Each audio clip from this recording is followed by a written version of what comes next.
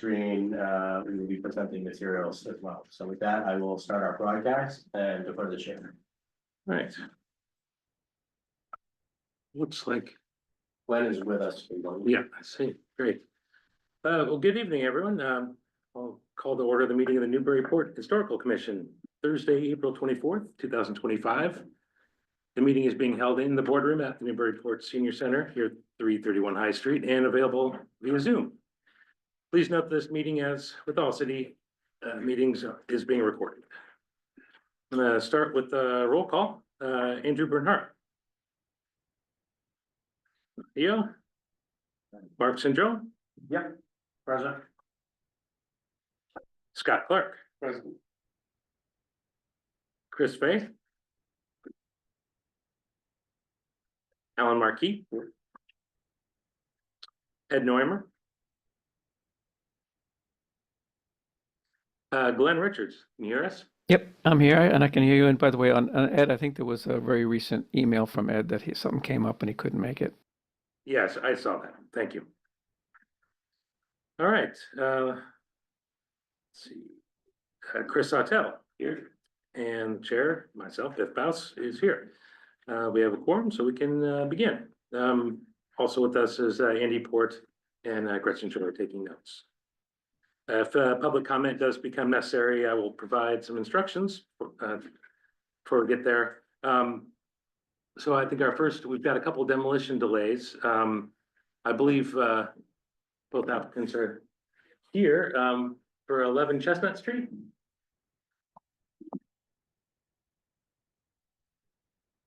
Thank you, Mr. Chair. Lisa Mead, Town and Costa 33rd Street in your report for the record. With me this evening is Lauren Kaiser and Sam Morgan, who are the owners of the property back here, and my colleague Ryan Clements. The architect on the project is MPG Design, and they are not present this evening. Thanks, Sarah. Sorry. That's all right. This project is at 11 Chestnut Street, and you're here for a roof line change or demolition delay application. Andy, if you could go to the next slide. So the project is in the R2 zoning district. This is a single family home described in the district data sheets as a stylistic. It's very plain, as you'll see shortly. It includes removing a later added non-historic mudroom that's on the rear side of the house and replacing it in the same footprint with a two-story addition, essentially, in the same footprint. So instead of having it be one story with a shed roof, it's going to be a two-story with a gable roof that goes perpendicular to the main structure, which we'll show you in a minute. Next slide, please. Just for your information, the house is more than 75 years old. It was built in 1884 and is considered a minor contributing structure on the district data sheets. So here's the front view of the home. You can see why it's called stylistic. To the right of this, on the other side of the driveway, is the Newburyport Rail Trail. Next slide, please. And then you can see towards the back down the driveway, you see that door. That's the shed roof mudroom that I'm talking about. So if we were just to remove that roof and remove the mudroom and replace it like it is, we wouldn't be here. But because we're doing the overlay on the second floor roof to the rear roof, which you can't see here, that's considered a roof line change. Next slide, please. Whoops. Sorry, apologies. That was very fast, Andy. Next slide, please. So here you go. Now you can see there is a part of the original house is smaller in size than the main structure. And then you can see the mudroom, and the proposed addition will tie into that rear roof, and it will not be taller, as you can see in a little bit, than the main structure. Next slide, please. And then you can see this down as you look west on Chestnut Street. And then there's the easterly view on Chestnut Street. And so before I get into the site plan, I think you might want to take a vote, Mr. Chair, to determine whether or not this is historically significant and preferably preserved. Yeah, I'll just pass around the board. Is there any discussion, any comments so far? No? Well, we could, if you prefer, we can tie them together in one motion, or we can do them as both, but I'll take a motion to find the structure 11 Chestnut Street historically significant, and if you want to bundle that together. More Chevron. All right, and do you want to bundle that so it's historically significant and considered for preservation? Yes. in one? Okay, thank you. I'll be happy to second it if you don't already have a second. Thank you. All right.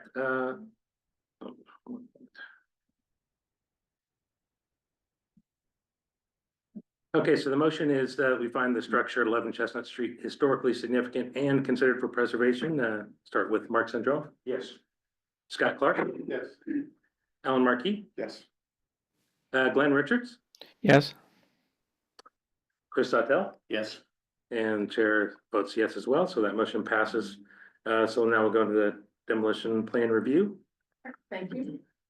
So this is the site plan, and you can see there's no additions being added to the house other than that second story, keeping the same footprint. The addition is actually in total 122 square feet, so it's quite modest to the house that is just over 1,100 square feet. Next slide, please. And so here we have the drawing, so you can see the existing, and what the architect, Mindy Gay, has done is outline the proposed addition in the back, so you can see it. So on the left, we have the existing structure, and on the right, we have the proposed, so you can see the addition. You'll note that the roof line, the ridge is lower than the main roof line of the house, and it ties into the same height as the rear roof of the house.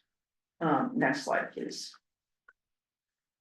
And here's the side elevation, so you can see the shed dormer on the left hand, not the shed dormer, excuse me, the shed roof on the mudroom on the left hand side. And on the right hand side, you can see where we've added the second story with the roof and tied it into the roof on the back and at a lower elevation than the ridge on the front. Next slide, please. And here is the rear elevation. And so again, you can see the addition on the right-hand side. And it's outlined on the left-hand side of the existing elevation. And next slide, please. And on the right-hand side elevation, you can't see any changes from, because obviously it's smaller in structure and size. Next slide. So as you determined it to be historically significant, we think that here the proposed roof line change is small triangular section of the existing roof, which cannot be seen when you're standing in front of the house. The applicants explored a flat roof, just so you know, but however, it doesn't give enough head height in that second floor. It's very small ceiling heights, and so you would be able to use it. So, and also, it doesn't match the style of the house. So the flat roof would look odd with the gable roofs that exist on the house today. So we think that the proposed proposed roof is much more appropriate for the existing structure. As I noted, the proposed change in the roof is subordinate to the main roof, consistent with the Secretary of Interior standards. It certainly can't really be seen from Chestnut Street, and certainly not from the left elevation, as I noted, as being certainly not invasive. And it will certainly help make, while modest, the house much more usable, and the renovations will much improve the length and age of the house, the age moving forward, to be more usable for current times. And so we request that the commission approve it, but I want to go through the neighborhood photographs now. So if you can go to the next two slides, Andy. So what we did was try to find some similar kind of structures and or similar additions in the neighborhood. So Chestnut, as you know, is in the south end, between Hancock, right just off of Hancock, and then between Bromfield and Federal. So if you go to the next slide, please. So here's 109 Prospect, which is nearby. It's a similar house, although I don't know that I would call that a stylistic. It certainly has more detail than our house, but you see the 2-floor addition in the back and the extended addition as well. Next slide, please. And then similarly, here's another house on Prospect Street that has the addition in the back. Next slide, please. 92 Prospect around the corner, similar addition. And then there's 100 Prospect, obviously much different size, but you know, they put an addition on the back as well. Next slide, please. And then here's 102 Prospect. You know, obviously this is recently changed, but you know, the idea was to show examples of additions that have been subordinate to the main structures, which are in this instance are larger, but still found to be appropriate. Next slide, please. And then this is 2426 Chestnut Street. So this is just Chestnut Street has a lot of different kinds of structures in it, and this is one of the examples of the different kinds of architecture in the street. Next slide, please. And this is 19 Chestnut, again, different, but the additions towards the rear. Next slide. And here's 21 Chestnut, which actually interestingly looks a lot more like ours. You see the addition in the rear off the original main box of the house, and then a further addition behind that as folks try to find a little more space to squeeze out of these older homes. Next slide, please. And then this is 42 Marlborough Street around the corner. As I said before, we believe that we've met the standards, and we request that the commission approve the plans and release the delay on the project.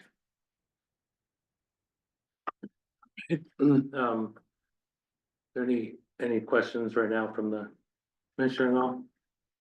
Was, we can, Quick question. Yeah. Is the plan to remove the mudroom and build from the top, or is it to just add to the mudroom on the second floor?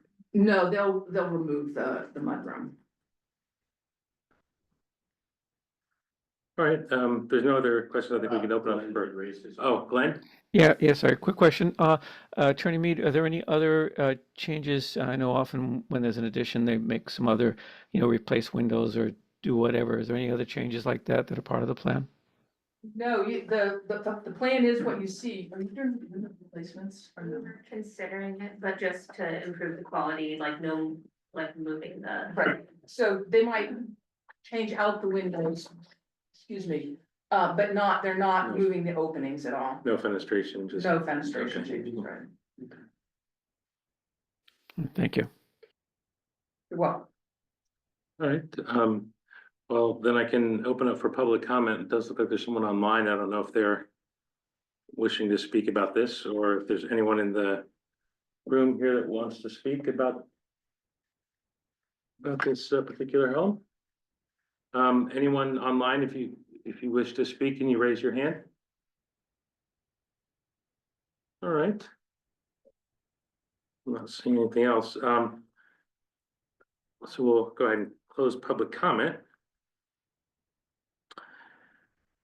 So I guess go around the board if anyone would like to hear some thoughts or opinions on what we're seeing. It's pretty simple addition. I don't see anything even to really take around too much. I think it kind of makes sense. It doesn't shock me architecturally speaking, so Yeah. I think I can't see any objections to what kind of creates a little more symmetry in that overall design, so I think it's acceptable in my mind. All right, I realize, I don't know if I feel like we got out of order or something, and normally we would make a motion that the home is preferably preserved and then, You would have both in the original Yeah. motion. Yeah.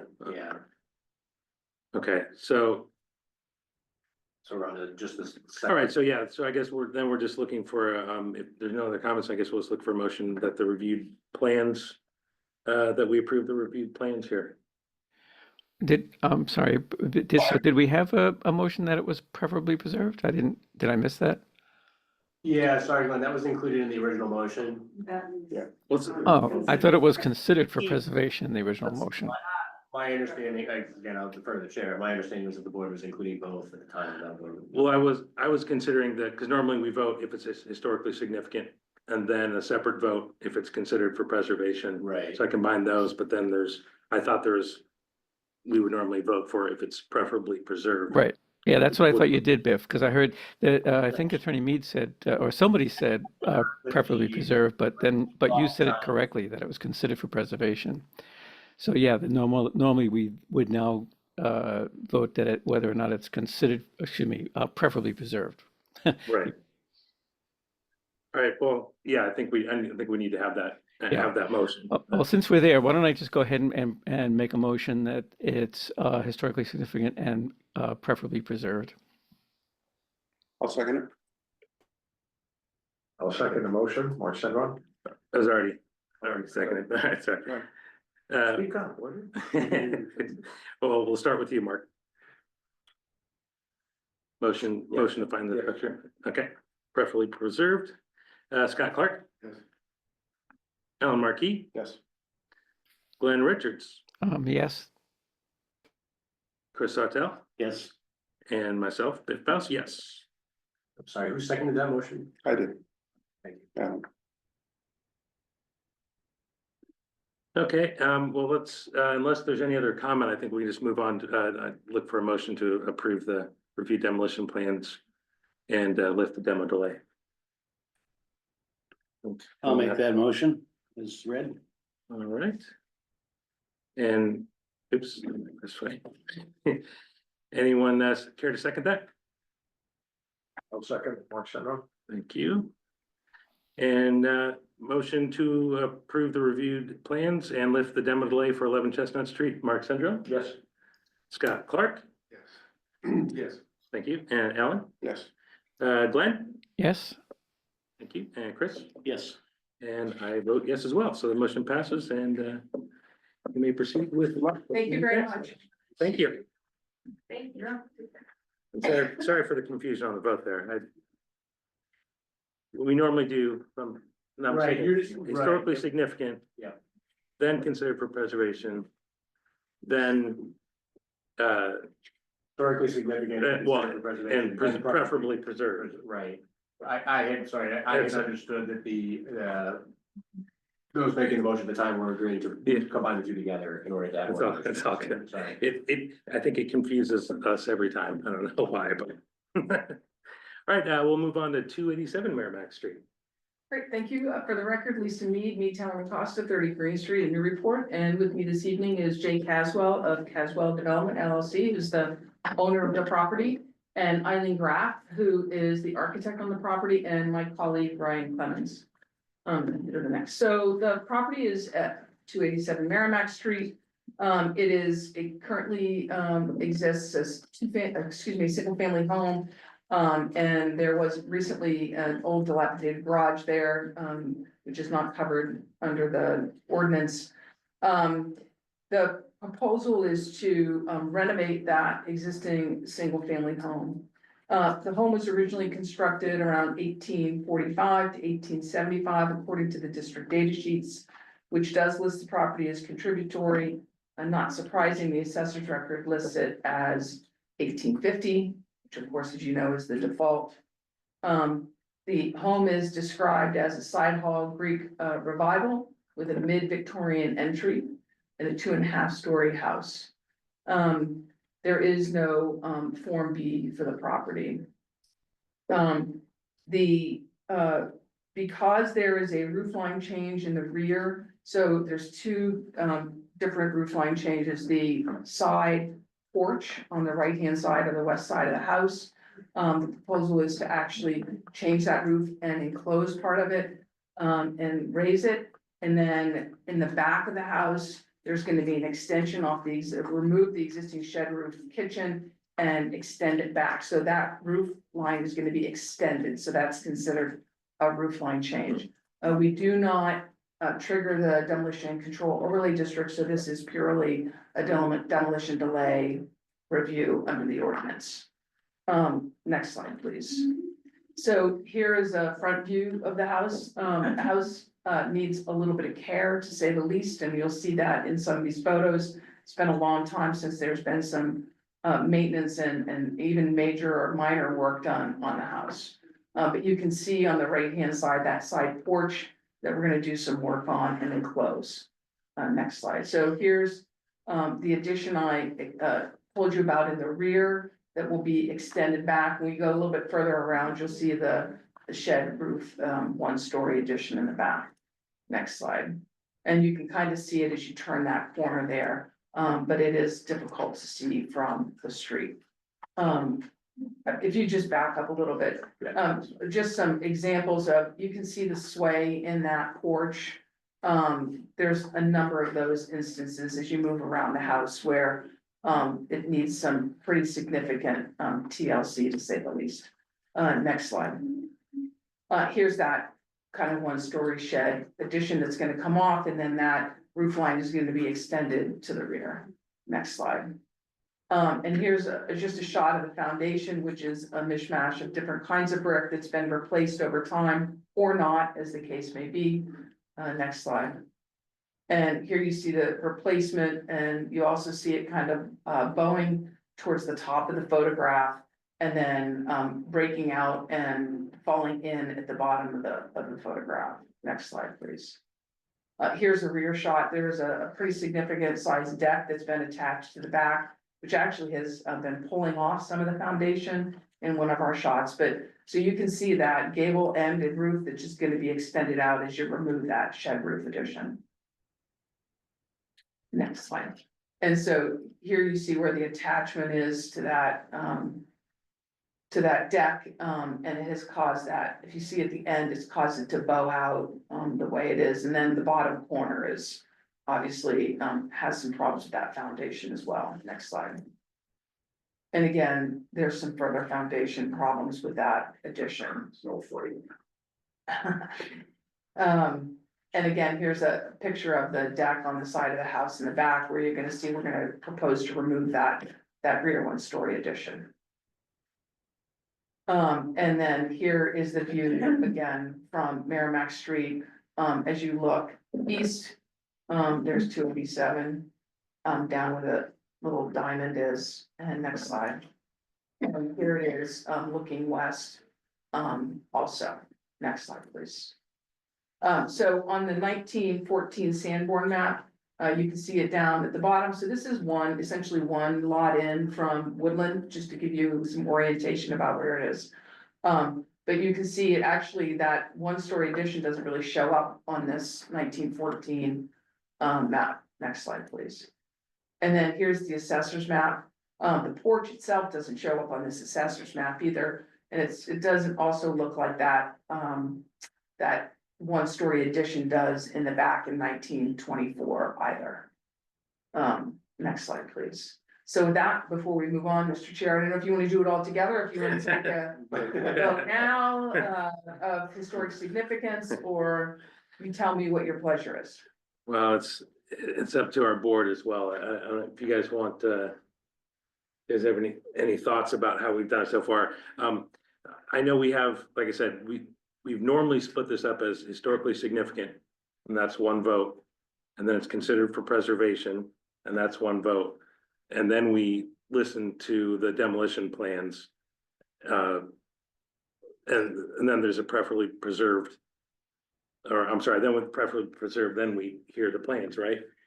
If I may, and I just don't offer, generally speaking, it might be more efficient if you often find yourselves in the situation to make a motion that it's historically significant, considered for preservation and preferably preserved, all in one motion. Wait, no, can't do that, Andy. We only can decide if it's preferably preserved after hearing the demo plans. So we can combine the first two, historically significant and considered for preservation. That's fine, and we often do that. Then the demo plan review, and then a vote on whether it's preferably preserved, which means the imposition of the delay. After which, the plans may not be approved. Make sense? Fair enough, fair enough. And that's what I was trying to do last time, was to combine Yeah. historically significant and considered for preservation, just because Yeah. To me, it's always seemed like an awkward second step that we don't. It's cumbersome the way that the ordinance is written. Yeah. Now, and the way that it's mixed the steps. Thanks for everyone for putting up with the bureaucratic system here. All right, so I would like to, I guess, entertain a motion that we determine 287 Merrimack Street is historically significant and considered for preservation. If that was a motion, I second it. If it wasn't a motion, I'll be happy to move that. That was not a motion I was asking Okay, for. then I'll be happy to make that motion that it's historically significant and to be considered for preservation. And I'll second that, Alan. Mark. Thank you.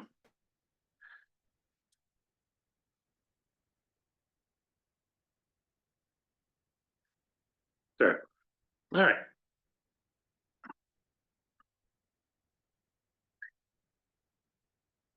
All right, we'll go around the horn then again. Mark Syndrome, Yes. Scott Clark, Yes. Alan Markey, Yes. Glenn Richards, Yes? Chris Sautel, Yes. and Chair Biff Baus is yes as well. So we can now move on to the demolition plans. Great. Thank you. So as I said earlier, essentially we have a roof line extension of that second gable. And then we have the porch, which is going to be, have that second floor added on, which will have a flat roof. But then it will be enclosed as well. And so here's the site plan. And as you can see, we've kept everything pretty tight to the existing structure. The existing garage is removed to open up that area as you come and you can see that backyard. Andy, can you back off on that site plan a little bit just so we can see? Or maybe, I just want you to see how deep this backyard is. So it's pretty significant.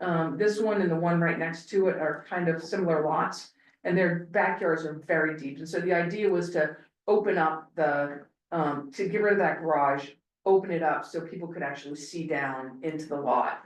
So we tucked the proposed garage in behind the existing house, just to give you an idea of dimension.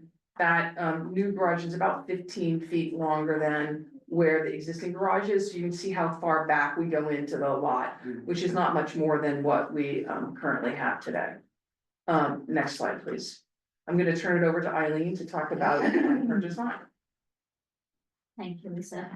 So, what you have in front of you is the existing and proposed, so that you can compare.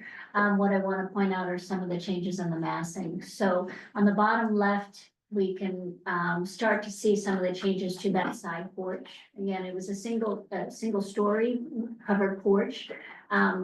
As mentioned before, quite dilapidated. It kind of has it's sort of lacking a purpose too in its current state. It leads to a back door, but it actually sits on the right side of the property, opposite the side that has the driveway. So it starts to suggest that it possibly was another apartment or a multi, but it's not, it's a single. So really there's no reason why anybody's coming over to that side of the property. So the goal was to just convert some of that first floor space by enclosing it and turning it in to support some of the first floor living. Most of the porch will remain as, or I would say like 3/4 of it remain as a 1-story, but then right behind it, we're adding 2nd-story space. And that's that flat roof that you're seeing just behind it. On the main gable of the Greek Revival, the Greek Revival is sort of a traditional narrow proportion, 22 wide by 32 long. We're adding these shed dormers, the compliant shelf dormers on both sides. They step back, from the gable ends as well as the plane below on the eve end. And you could see that change on that bottom left.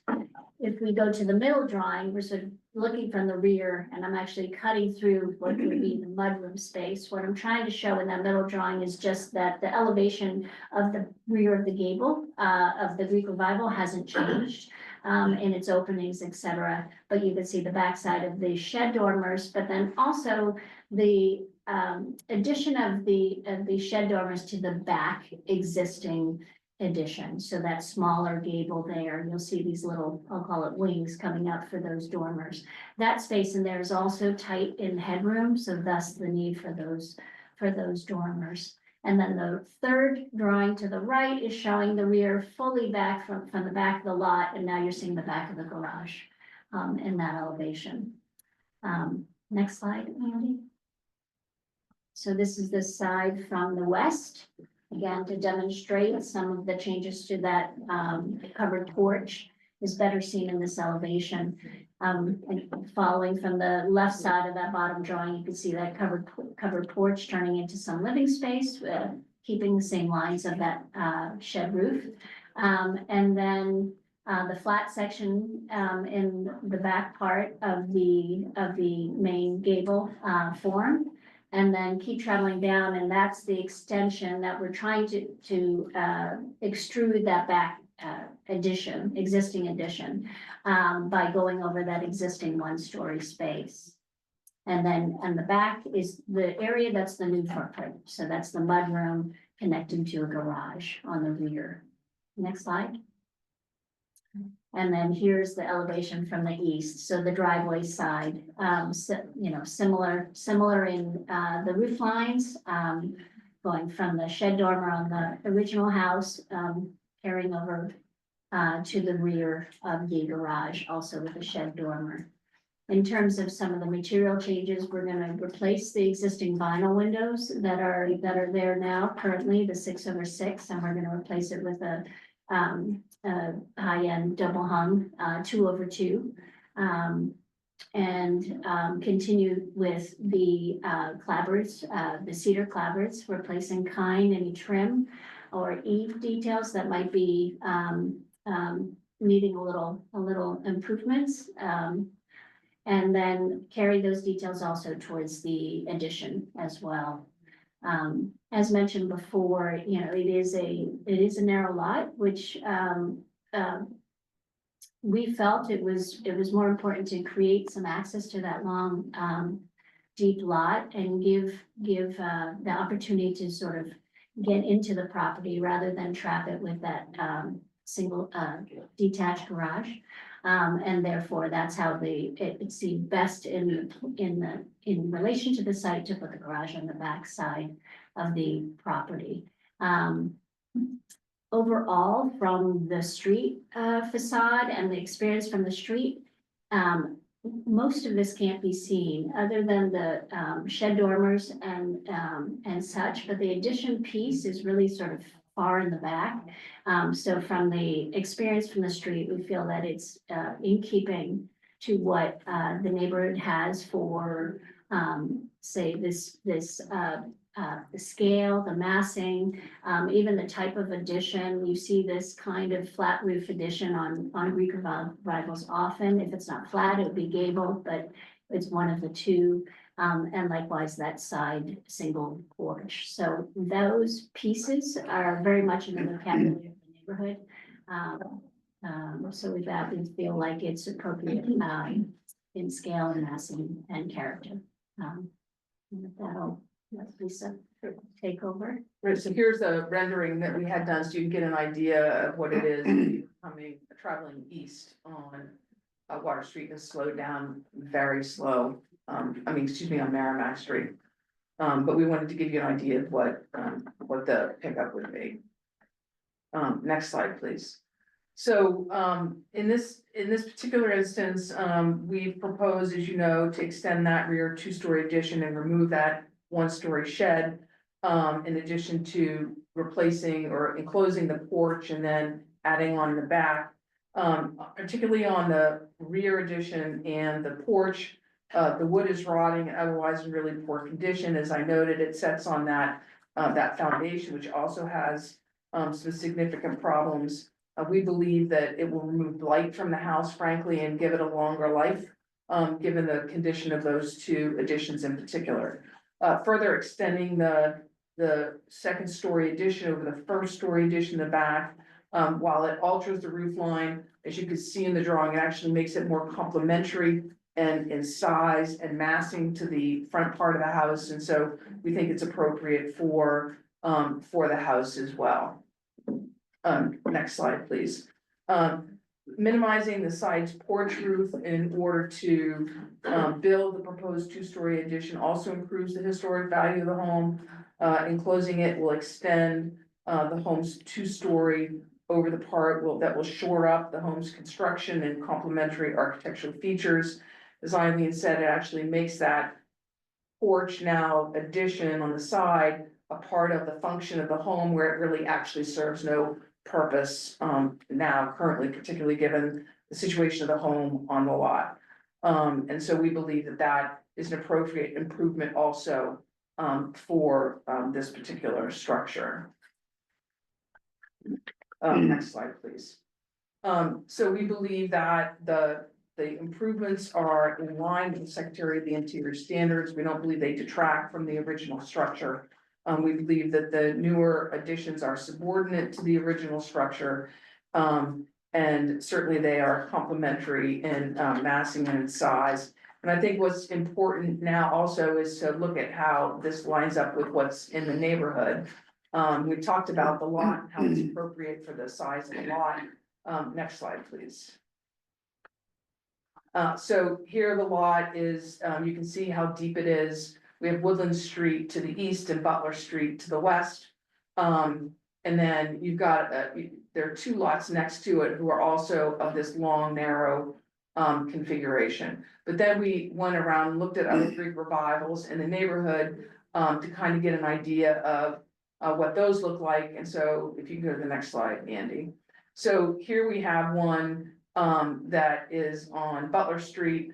You can see it has had a couple of additions attached to it. It has the porch on the left. But you know, we think that that's a similar example. Next slide, please. And this is 5 Butler Street. You can see there's an addition at the back, but also very similar style, but for the bay window in the front. Next slide, please. That's an addition, that's actually separate unit. That was original part of the house. So here you can see the addition on the rear of this house at 5 Butler Street. Next slide, please. Here's 7 Butler Street, so you can see the changes or the style that's in the neighborhood. Next slide, please. And here is 8 Butler Street. Obviously the different fenestrations, different turns, different style, but you know, you get an idea. Next slide, please. And here's 8 Howard Street, which is kind of at the top of the hill. There's a significant grade change from Merrimack to Howard, and here is the house on Howard Street. Next slide, please. And 23 Woodland, so that's on the other side. Next slide, please. And here's 15 Woodland. Next slide, please. And 16 Woodland. Next slide. And so with that, we think that due to the condition of these additions and the replication, we think that we are minimally invasive, certainly to the architecture in the neighborhood and certainly the original architecture of the house. We don't think that there's necessarily any public interest in preserving the roof line in the back that we're extending. In fact, we think it actually is very complementary to the original structure. And that the changes that we're making with regard to the porch and that 1-story shed roof is important because of the condition of those particular parts of the structure. Next slide. That's the, Is that it? yeah. That's it, okay. So that we request the board approve the project as presented and release the delay. Oh, it's actually not under delay yet because we haven't voted if it's Well, preferably yeah. preserved. Okay. But if there's any, I think we'll just take any questions right now from the board. I've got a couple, so the photographs you showed, none of them had shed dormers on those roof lines. This house has the shed dormers in the front of the building, so that detracts from I think the structure itself. The part in the back, I think doesn't really, to me, doesn't matter as much because it's so far back, you really can't see it from the street. The dormers, those shed dormers you see straight off in all the other photographs you showed us, none of them have it. So I could point out that actually the shed dormers are exempt from review, Okay. because they are the exempt dormers that are proposed. Okay, especially myself on that, how does That's that right. make sense? Okay. Okay, I mean, as far as the structure in the back, I don't have an issue with the structure in the back, again, it's farther back, they're straightening out the porch on the right side, clearly is a great idea, because it's a mess right now, it makes it functional and all that, so. That's what the comments I have at this point. Thank you. Glenn, did you have something? Yeah, just clarification on the Attorney Mead, on the plan, the site plan, is the location of the trees that were indicated there accurate? And I noted there was one that it would seem impossible to build out the garage without removing that tree. So I wonder if you have any comments on what's going to happen to the tree situation out there. So, actually, it's not accurate as of today. This was when the site plan was done. So that tree behind the garage has been moved or removed, excuse me, not moved. And the tree at the end of the driveway, I believe, has been removed. And then at the mutual consent and request of the neighbors in the rear, some of the trees in the rear have been removed because they were causing problems in the neighbor's yard. So some of the trees have been removed. Okay, thanks. And I have some other questions, but I'll wait till after the public comment period. All right. Anything else? Yes, I have a question about the windows. Could you go over the changes in the windows? Those changes conform to the guidelines? To the 25%? Yes. Yes, they do. Also the muttons, you want to know about the exposure and all of that too, Mark? Yeah, Yes. so are they 3D muttons? Yes, so they are the Marvin Elevate series with the 3D mutton bar exterior. They're, I don't have the demo, I don't have the demo calcs for the windows in the presentation, but I can walk you through some of the changes if that helps. Is that correct? Those are significant changes from the original house. I would know, we can pull up drawings, of course, when we submit it. I know the zoning administrator does look at that first off as part of the submission, and Yeah. determining what permits are needed, what thresholds. Well, so you can walk, well, why don't you walk through these elevations Yeah, first so you can see and then go through the rest of them. So for the front elevation, there are no changes to any of the fenestrations. If we go to the rear elevation, which is the bottom middle, those three windows remain the same.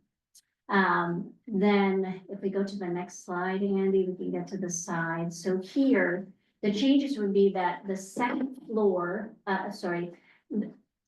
if you're looking at the main Greek revival and the right side that has the 2-story flat, that's overlapping. So therefore that is a percentage that's calculated in the demo calc. So we have removed, say, that upper window that you see on the top drawing. Okay, because we're overlapping that. Likewise, the area, that window below, but really we're counting all the wall surface that overlaps.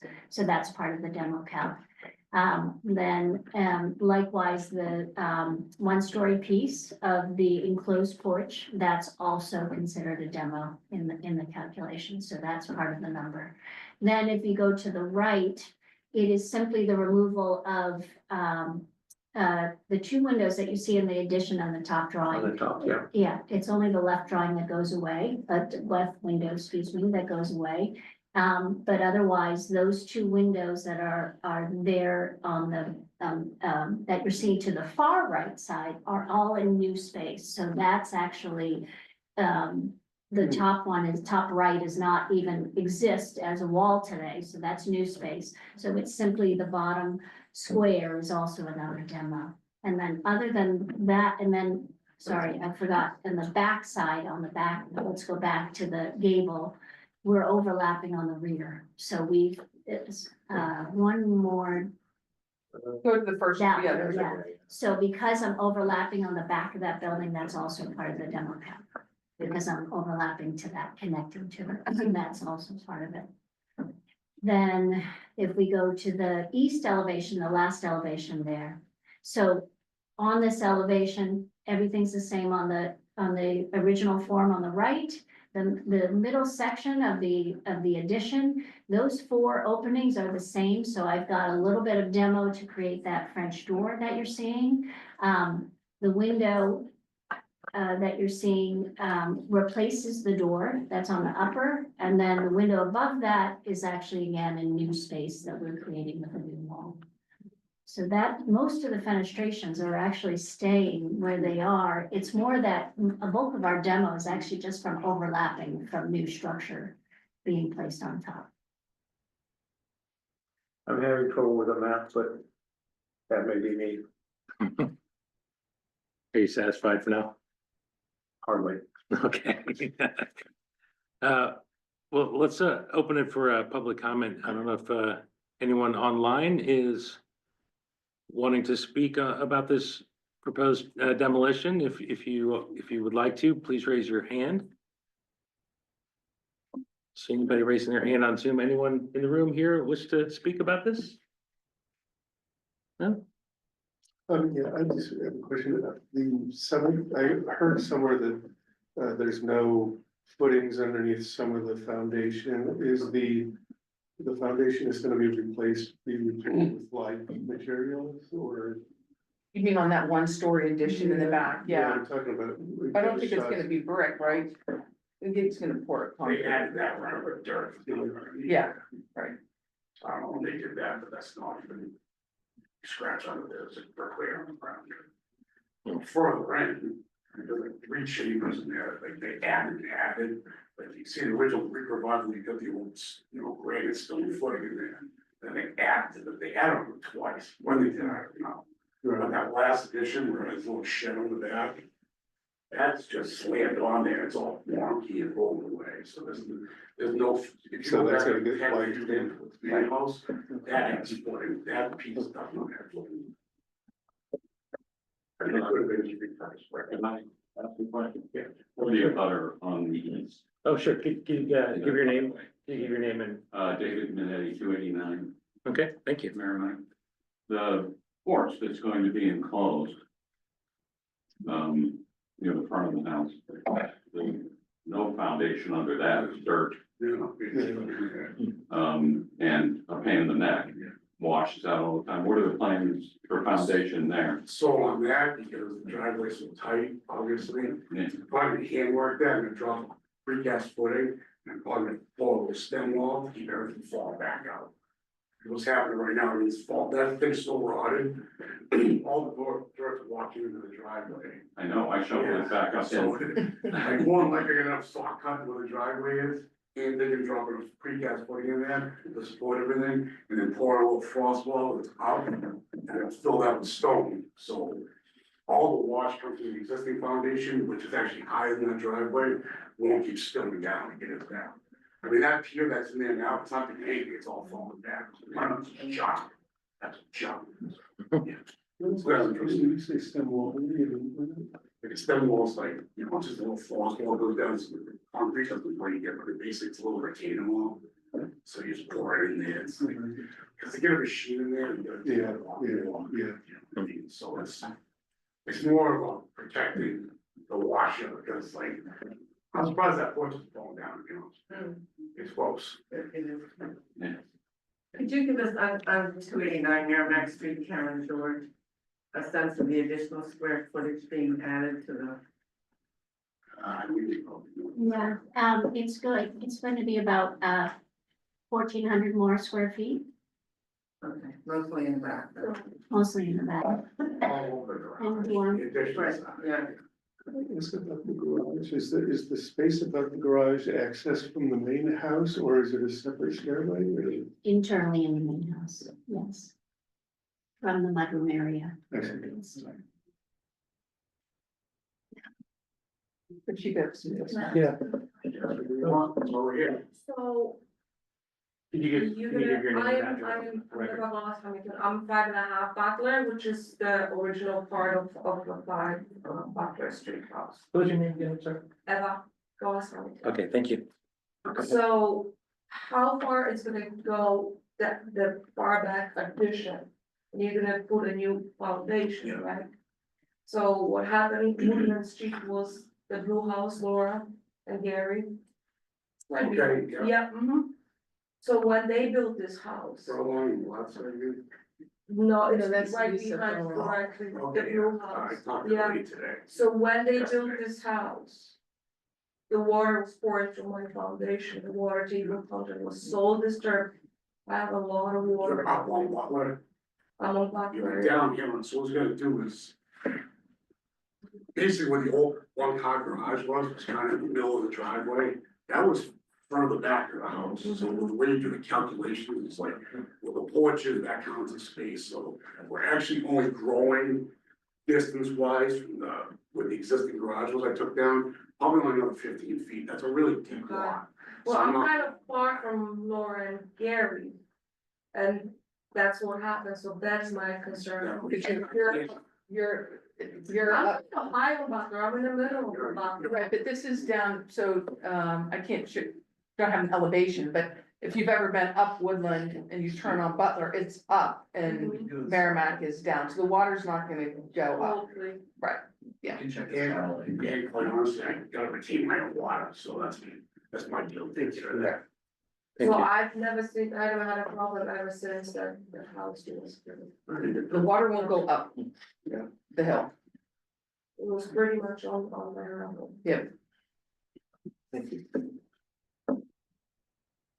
Anyone else have any comments? Well, I'll close the public comment. We can continue with any comments from the commissioners. Glenn, did you have anything more to add? You said you. Yeah, thanks, Biff. Just a couple things, and I'm kind of sensed from some of the earlier comments from my fellow commissioners that there's some concern about the massing, AKA size. Let me first ask this question. In that connection piece, and this is really, I guess, for Eileen Graff, that the connecting piece there on the elevations, you've got the, it seems like you matched the ridge line with what was existing, but then you've got these like wall dormers set in so you could get, additional space. Can you explain why you chose to do that rather than just have the roof be, why not just run that new eave, the length of that piece? Glenn, do you mean carry the same lines of the existing shed, exactly where Andy's? Yeah, well, okay, if you're looking, if you look, right, those two, where he's got the little magnifying glass there, there's like two little, like, maybe like a foot long section of original, roof pitch and all that, and then the shed dormer thing, which, by the way, that is not an exempt dormer. But so any reason why you chose to do that rather than just have the whole roof be the pitch and size of that shed dormer? I think what I'm understanding is, you see how in this drawing that's blown up on the left side, where my arrows are pulling out proposed dormers. Glenn, I think you're saying, why didn't those go all the way to the end of the gable? I guess you could, that's another way of saying the same thing, yeah. Is that why? It is possible. I toyed with that, actually. And it could, just to simplify lines, I suppose you could. I wanted to, I guess because it connects with this lower form of the mudroom, I wanted two of them to relate more, so that's probably why I just sort of defaulted to going back to the original pitch. Yeah. Is that, so those two relate, but certainly, if I'm open to that, if. No, I'm Jay- okay, and I'm not suggesting you change it really, because I can also see your case, the case for keeping a consistent pitch between really three roof lines there, the older house, or the historic house, the connecting piece and the piece in the rear, they all, looks like you've maintained a consistent pitch there, and I certainly understand the rationale for doing that from an architectural point of view. The only other comment I really have got, and well, actually, I'm sorry, there are two, but the main one is, while, Attorney Mead mentioned that dormer on the historic house is, quote, exempt, and that's true in the sense that if all they were doing was putting those dormers on, they would not have to have a review because they conform to the requirements of an exempt dormer. However, since this is part of the plan, those dormers, we're talking about 6 dormers, 2 of which the ones over the garage may be, I didn't look at them in detail, but those possibly are compliant with the exempt dormer requirements. But the dormers in that middle section abutting the old house, are a totally different design. Not necessarily wrong, but in fact, they're not quote wrong. They're just not compliant with what's considered exempt. But my point really is that we're talking about a lot of additional space.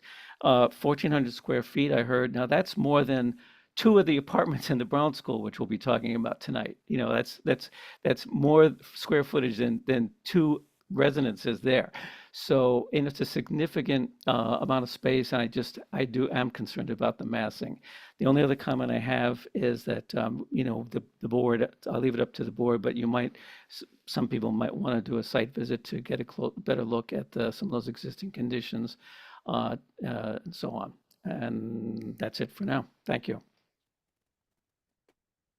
Okay, thank you, Glenn. Anyone else have some more comments or?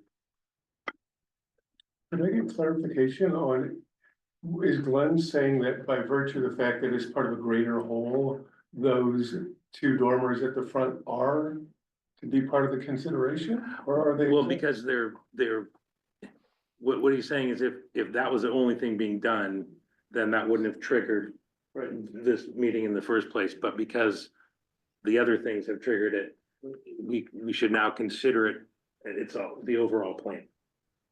That's what he was getting at. Yeah, I think that's a fair characterization, Biff. Thank you. Could we see the front view?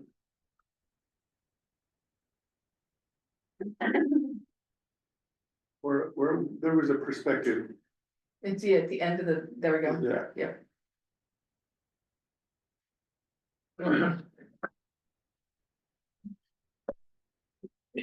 I think also it might be helpful if Andy, if you could go to the photographs towards the beginning, the street views that are, there we go. Sorry, do you want the street, there you go. So, here's a view going west. And then, as you can see, you can't really see any of the massing in the back.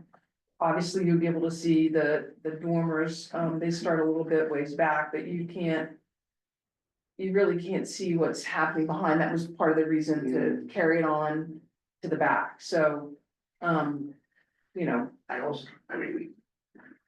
They just speak, a lot of the massing that's gaining is the garage went away and the garage got relocated. So there's like some footage there that doesn't really, it's kind of hard to call it GLA because it's not footage. But take that one car garage, spin it around for a two, basically reclaiming that space with lower above. Right. So it's not like it's like, well, things like walking out, they just perceive that way because that garage, that little crappy one car garage is now gone, where it's almost like, okay, take that form, spin it around. The amount of really adding, you're just gaining footage on it because we're gaining living speed and space above the garage. So it seems, if you just take the form of just the house by itself, it reads smaller than the actual lot coverage. Because even at this form, I don't even get to my maximum lot coverage. right, we're not, yeah. No, I mean, I got more. Technically, I can go bigger by lot coverage, it's not at the full lot coverage. It's not that, I guess that's not the, to me, the egregious part, it's not that, it's those shed doors. The whole street is lined with, none of the houses have shed doors, and yet, that's one of the predominant things that's, you're gonna see in the house. The light in the house and the stuff in the back is, I don't think you can really see it, it's not, to me, it doesn't have that kind of effect. That's, and I know that, they're exempt, but that's my, and that's the distraction. Yeah. Yeah, I'm sorry, just one real quick response to that. And those two fair points were made there, that a lot of that stretching addition is further to the back. And I accept the point that, part of that space is to recover the garage, but that also raises the question of what's with the dormers on the garage. If it's just a garage, why are those there? But anyway, and I think I agree with some of my colleagues that, there's a lot of dormer action going on here. yeah, I think what most of us are reacting to is, I mean, when you look at those side elevations, it's hard not to see it as a pretty monstrous looking, just a lot of masses. And I do think that, utilizing the lot makes sense and pushing that thing out of the way. But I mean, you could have redone the garage in a Greek revival style and kept it small, but it kept it where it was. It wouldn't have given you the extra living space and all that, but that's what we're reacting to, is that we're seeing a whole bunch of stuff stacked up, and then dormers and roof lines like kind of everywhere. And that's, I mean, it's granted, a lot of that is gonna be hidden, but those dormers, just pointed, you're gonna see those driving down the street. Yeah, so I think that's, I think that's a good point, but I think that the point about the garage, it's really, that's why I pointed out earlier when I went through the site plan, that we're really only talking about 15 additional feet off the existing structure, right? So while when you turn it like this, right, we don't have a drawing, well, we have the drawing of the existing structure, but it's essentially 15 more feet. Now, so that's basically the garage back there, right? So, and it's back there, so there's no reason, and it's lower, way lower in pitch, so making use of the second floor off of that, I don't think really should be an issue. I think Eileen has just been talking about the possibility of potentially pulling the dormers in the front back a little bit and maybe lowering the profile a little bit to see if that takes away and helps some of your concern about how those look on that. I mean, the lot's narrow. So Yeah, right. From my view, no one's gonna get that mass you see in what you're showing the drawing, that's not can't really the see correct perspective. Right. No one's gonna see that except for the neighbors. So from the, looking down an alley, you don't take that in Right. as much. The dormers in the front, you look that way, and everywhere else, there's nothing like that on the street. So taking advantage of the land in the back, that totally makes sense to me. And the height of the roofs doesn't afflict me as much. That in front, that does. To me, it's like, it's a classic Greek revival, or is it classic Greek revival with a couple of shed dormers on it? And that's like, it doesn't, that's my struggle. I don't have any problems with everything on the back. It's like, you know what I'm saying? But if we could start to peel it away from, say, the street face, pull it back, right now it's 3'6" off the front of the house, so. Maybe that would Maybe pull it back ease that lower off, so but it's you know, less visible. again, it's one of those things where I feel like if we can't comment on it, we can't comment, it's fine, right? Because it's an exemption. Right, However, And- to Glenn's point, it's on the drawings, right, and from the perspective right. from the town and driving down, we have rows of homes that look similar, not that you should ever not make changes, but to a point, it shouldn't be like, wow.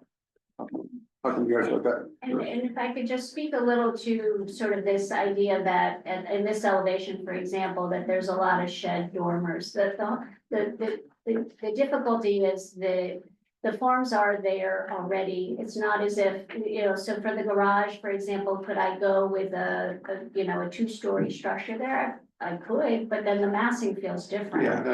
So there is sort of it's set up so that you're already going to be in this 1.5-story level of a form, and a dormer's the only way to make that space work. So yes, you could, it's easier for construction to do a 2-story full height second floor, but the massing is gonna be completely different and bigger. So that's my feedback to why there are dormer after dormer. So the added 1,400 square feet, does that include the original structure in making the third floor livable? Yeah, Yeah. that adds that third floor, right? Okay. Yeah, I think the massing thing, the reason it reads bigger is because it's all together. And that's what I was saying, like, if it was still a detached garage and was smaller in scale, then we're not even really talking about that. And what the rest of it you're doing is pretty in line, and it's just the dormer that we're having feelings about, I think. But I think like everyone else has said, it's like the pushing out in the back, I don't really see a problem with that, and hiding any car infrastructure is a win in my book. But yeah, I think the massing is, makes me have some hesitation, and I think definitely the dormers on the main part are what, when I see it, is like original. I mean, just looking at those two pictures, that's the most kind of shocking difference, I guess, for lack of a better word. We've done a lot of discussion. You have any more questions, discussion? Yes, one question. What do you think is the view from the street down to the garage and to the dormers? Can those be seen from the street? No. It tucks back, so the original addition is back about 10 feet from the left side of the Greek Revival. Mhm. So due to the narrowness, it's really hard to see that addition. Mhm. And then as it lengthens, it's roughly in the same plane. So the rendering that you showed there really shows one side where in Right. fact, the addition to the back is offset, but I'd be interested in seeing it from the other side, seen from the street, because I think by then you should be able to see those dormers. So I wonder, and if you go back to the photo, I know you'd rather have a rendering, but let's go to the photo, we have a photo of it straight on, like one of the first photos. Down the driveway, Yeah, yeah. Go back. Look, Like that, I um, don't know if they have an angle on that, but design, maybe not, I'd be further down. no, yeah. Yeah, I Google thought I Street had View. one. That addition back of steps away from the driveway. Correct, it steps back. It steps back, so Right. it's not like it's stepping into the driveway, it No. actually steps back into the driveway, so I don't think it would. If you go to the site plan, you can see how it turns back away. Yeah. That's the better, I guess that we'll just go with that, so you can see how far back it is. From the structure to the Correct. original house. Yep. That is 3 feet, 4 feet, something. Could I just say for a quick clarification on something, please? Sure. I thought I heard Attorney Mead say something about it's only 15 feet in addition. If I heard that correctly, where's this only 15 feet on this? No, it's about 15 feet longer than the current house with the deck. So I was trying to give you an idea of how much the building is beyond what the current structure is. It's about 15 more feet, so you can see, well, you can see part of the deck and the stairs, but it's about 15 additional feet beyond. Okay, so the 15 feet garage, is see from the the garage, end, see from the the garage? outside or the Yeah, back from of the the back of the deck to garage. the back of the proposed Back of garage. the garage, right.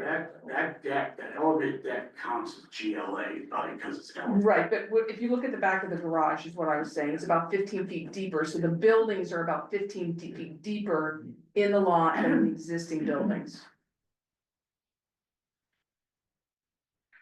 Fair enough. I just So- don't consider the deck part of the building, but that's, as far as, it doesn't read No, as but if you a look at the building, but I garage- get it. All right, thank you for the explanation. Yep. All right. So, Yes. I'm not sure where the board commission stands. Well, we need to vote if the structure is preferably preserved. And if so, then it would be under it'd be under a demo delay, and then we can vote right after that, after some discussion, if we want to approve it as is, or if we want to do a site visit or whatever, we can go that way, but first we need to have a motion that the structure is preferably preserved. I'll make the motion to have the structure as it is preserved. We have a second? Yeah, I'll be happy to second that, Viv. Okay. All right, the motion is the structure 287 Merrimack Street is preferably preserved. Mark Sendrone, Yes. Scott Clark, Yes. Alan Markey, Yes. Glenn Richards, Yes, Chris Sawtell, Yes. and Biff Bass, me, yes. So that passes, so the home is technically under a demo delay. So I guess I'll open it back up to the board. How we're feeling about the current plans and what we feel and what we might want to do next. I'm just thinking, I'd like to see another rendering with that dormer back. I think that would be an important thing.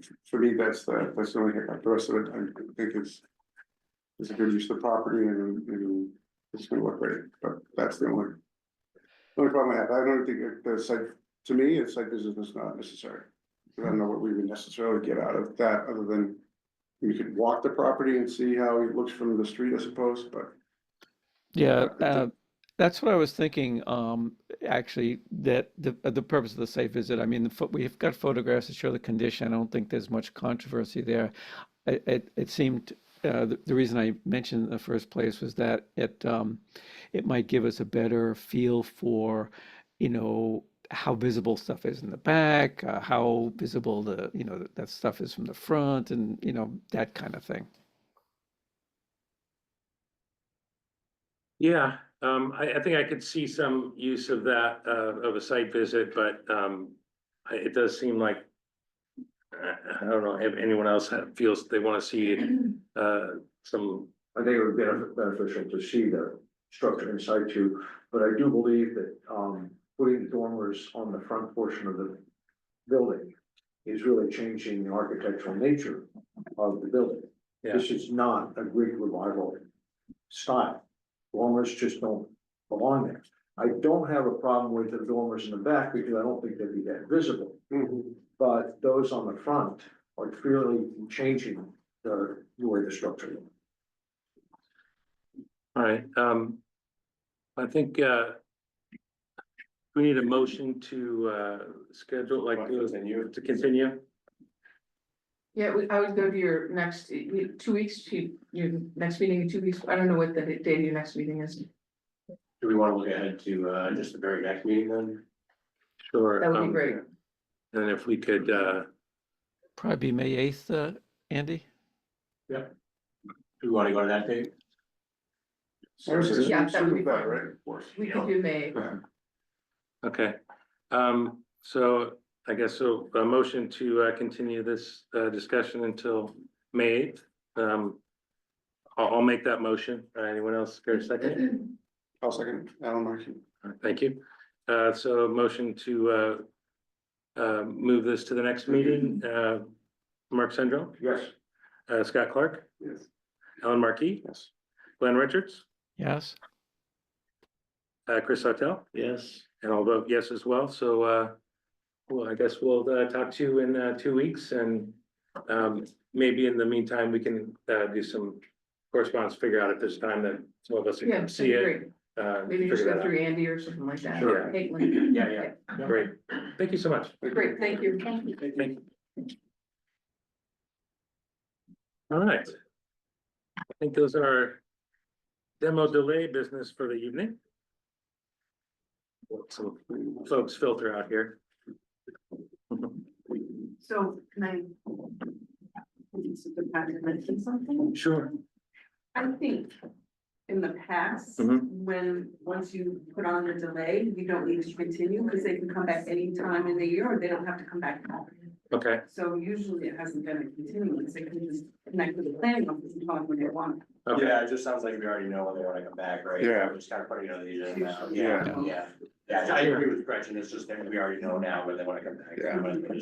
Thank you, though. No, it's, there's a lot of this stuff I'm figuring out as we go. So I appreciate it. So if I could ask though, by virtue of the fact that was a larger addition impacting a larger space, that did pull in that third floor dormer into the equation. And what, if that's the case, what is the tipping point at which, yeah, they were saying, oh, it's exempt, right? As by itself, it's exempt. And how is that, but what was that exempt that you? If the dormers are a certain size, scale, step back from the edge of the roof, the eave and so forth, it meets those parameters. It does look to me like it meets the parameters of the ordinance. Again, this goes back to the ordinances that were adopted by the council. So at the end of the day, if you want to debate what that parameter should be, that would be discussed there. But here, essentially, as long as it's meeting the setback eave from the edge of the roof, meeting those size requirements, Is there a that is setback? considered exempt. Is there a setback from the top of the roof, or is it just just the? I believe it's just the side and then yeah, Okay, yeah. because that's, I think it's a worthwhile consideration for discussion as a policy. Well, yeah. Yeah. because I think the going to the eaves in that design is what, Yeah, is sure. what's triggering It all almost, of it our, almost seems like an odd thing to say, consider this house, but we're gonna have this exemption, which has a huge effect on the look of the house. Well, again, if there's concern about the exemption that's in the ordinance, then that would be, do we wanna talk with, about changing the ordinance? Personally, I would say, yeah, I don't wanna come in and say, you're gonna handcuff us that way. But is it that, the dormers themselves are exempt, but because they're part of the overall plan, Yes. that's in our purview? It's not so much that it's bringing it into her purview, it's, those things are still exempt under the ordinance. But like to Glenn's point, the entire project, because the rest of the work involved, that's now before you. Well, that's what I mean, Yeah, that's like, so. Yeah, you may have concerns about that, but it's not, it'd be more important, I think, to focus on the new work, it's, triggering the ordinance here per se, because don't forget that the council has essentially already predetermined that a certain latitude for dormers is allowed by, with those Sure. setbacks and whatnot, so that's kind of a baseline for most people in the community to understand that what they can do, quote unquote, as of right. Right. It just seemed like, you can put a dormer on and it had no relation to the original structure of the house below. It's like a ribbon of windows on top of a either Italianate or a Greek revival house, and it's just, it's It's a very something common that's, interest that we're seeing right now, and it is, yeah. for good or bad, that's an exemption of the ordinance, Yeah. it's allowed. Yeah. So if there's a concern about that, so I think that would be more of Yeah. a policy level discussion about whether to change an ordinance, not to look at No, it. Because it. Talk to your local, to your counselor, to your ward, I'm serious, talk to your ward counselor. Yeah, not to belabor this, but I'll just mention since, You can look at and see what these Right, are. yeah, But I think probably roll on and as was Yeah. mentioned, my overriding concern is that if it does alter the overall architectural design, we have something to say about it. right, Yeah. yeah. So- That's kind of what my point, right? Right, so just, Okay, all right, we'll put that to bed, we can bring that up, offline, as it were. So moving on, general business, we have 36 North Atkinson Street, we're looking at a review of some work to a home that has a preservation restriction, I believe. There's someone here to speak about that? Yes, it's me. Okay. We do have the graphics which Josie submitted, so if you want to just briefly explain what you're doing, the commission would have to look and just determine whether or not it's consistent with the preservation restriction. Yeah, so we moved in December, and when we had our home inspection done, they suggested putting up gutters because there's some trim damage from water that's dripping from the Could side. you just give your name and Oh, address for the yes. record, I'm sorry. Yeah, Michaela Vine, 36 North Atkinson Street. Thank you. And yeah, so if you could just kind of, I guess, just briefly tell us what you're trying to do, because I hope you all had at least a chance to look a little bit at, they have a preservation restriction that was approved by the commission years ago. I don't remember how many years ago. But this is one of the things that we would need to review and approve since it's technically part of their preservation restriction. So if you could just kind of explain what you're intending to do, then we can talk about that. Yes, so we would like to put up gutters on either side of the house, not the front of the house, but either side, left and right. You can see there's a porch on the right-hand side, so it would go along that porch and into the kind of front part. There also would be gutters, there, right on the front of that porch, so that is facing the street. And then that's the left-hand side going all the way back. That's where we saw some of the trim damage from water dripping. And then this is the back of the house. You can't see this from the street. Just along that front edge there, because there's water dripping down onto the porch and stairs. Okay. A quick question, Biff, if I may. So the water damage is not to the eave of the roof of the porch, but it's the water dripping down is affecting the porch floor below. Is that what you're saying? Yeah, that's what we've seen so far since living there. And it creates a lot of ice like during the winter. Okay, yeah, I just wanted to understand better. Okay, thanks.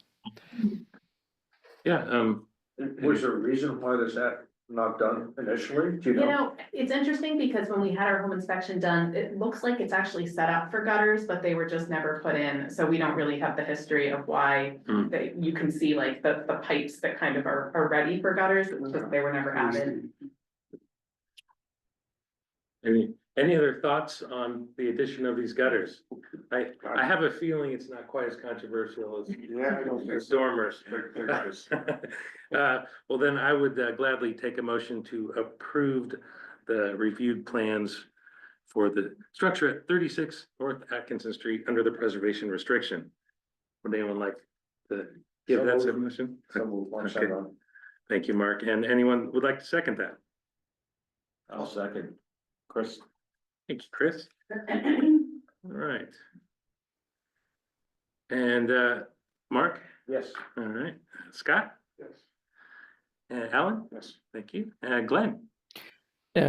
Yes, I would just comment, I would have loved to have seen what it would look like actually on the house rather than separately, but I'll go along with it. Yes.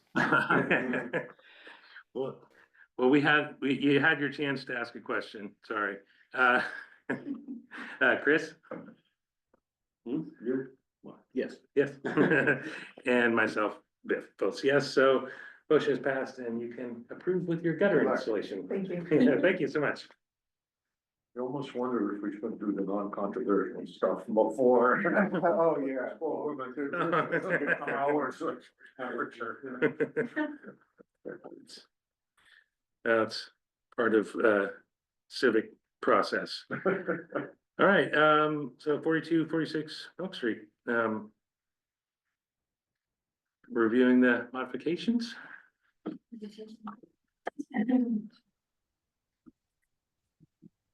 Hi. My name is Zena Tanjay. I'm with Zeta Insight, the developer for the Brown School. Thanks for making time for us. We've been working very closely with Andy, but we did want to come and sit and talk and share with you all the things that we've uncovered about the Brown School over the last few months. My firm, Zeta Insight, was designated by Mayor Reardon at the end of last year, and we went through a number of iterations to make sure that we were responding to a lot of concerns around parking, density, and we've been working quite diligently. I'm here with my designer, Dan Riggs from Embark, my architecture firm, and with Erin Boyce from Public Archaeology Lab. She's on Zoom, and we always kind of want to balance how much time we spend working versus talking and sharing what we've done. And Andy encouraged us to have an open meeting where this could be, we could bring you up to date on how we've developed the project design so far.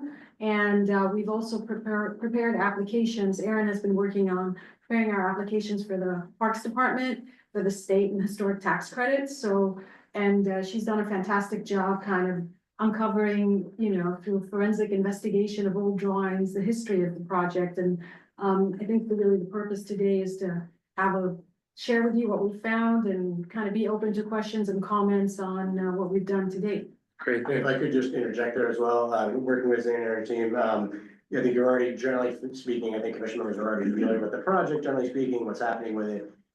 These are great renderings you'll see at the end of the presentation tonight of sort of the work that will be done in the formal permitting for the project, which will happen down the road. Right now, our plan is to go ahead with the demolition of the structures that are being removed, that preparation for the site. But this permitting will come before the planning board, and the actual preservation restriction, obviously, in association with that, will come forward.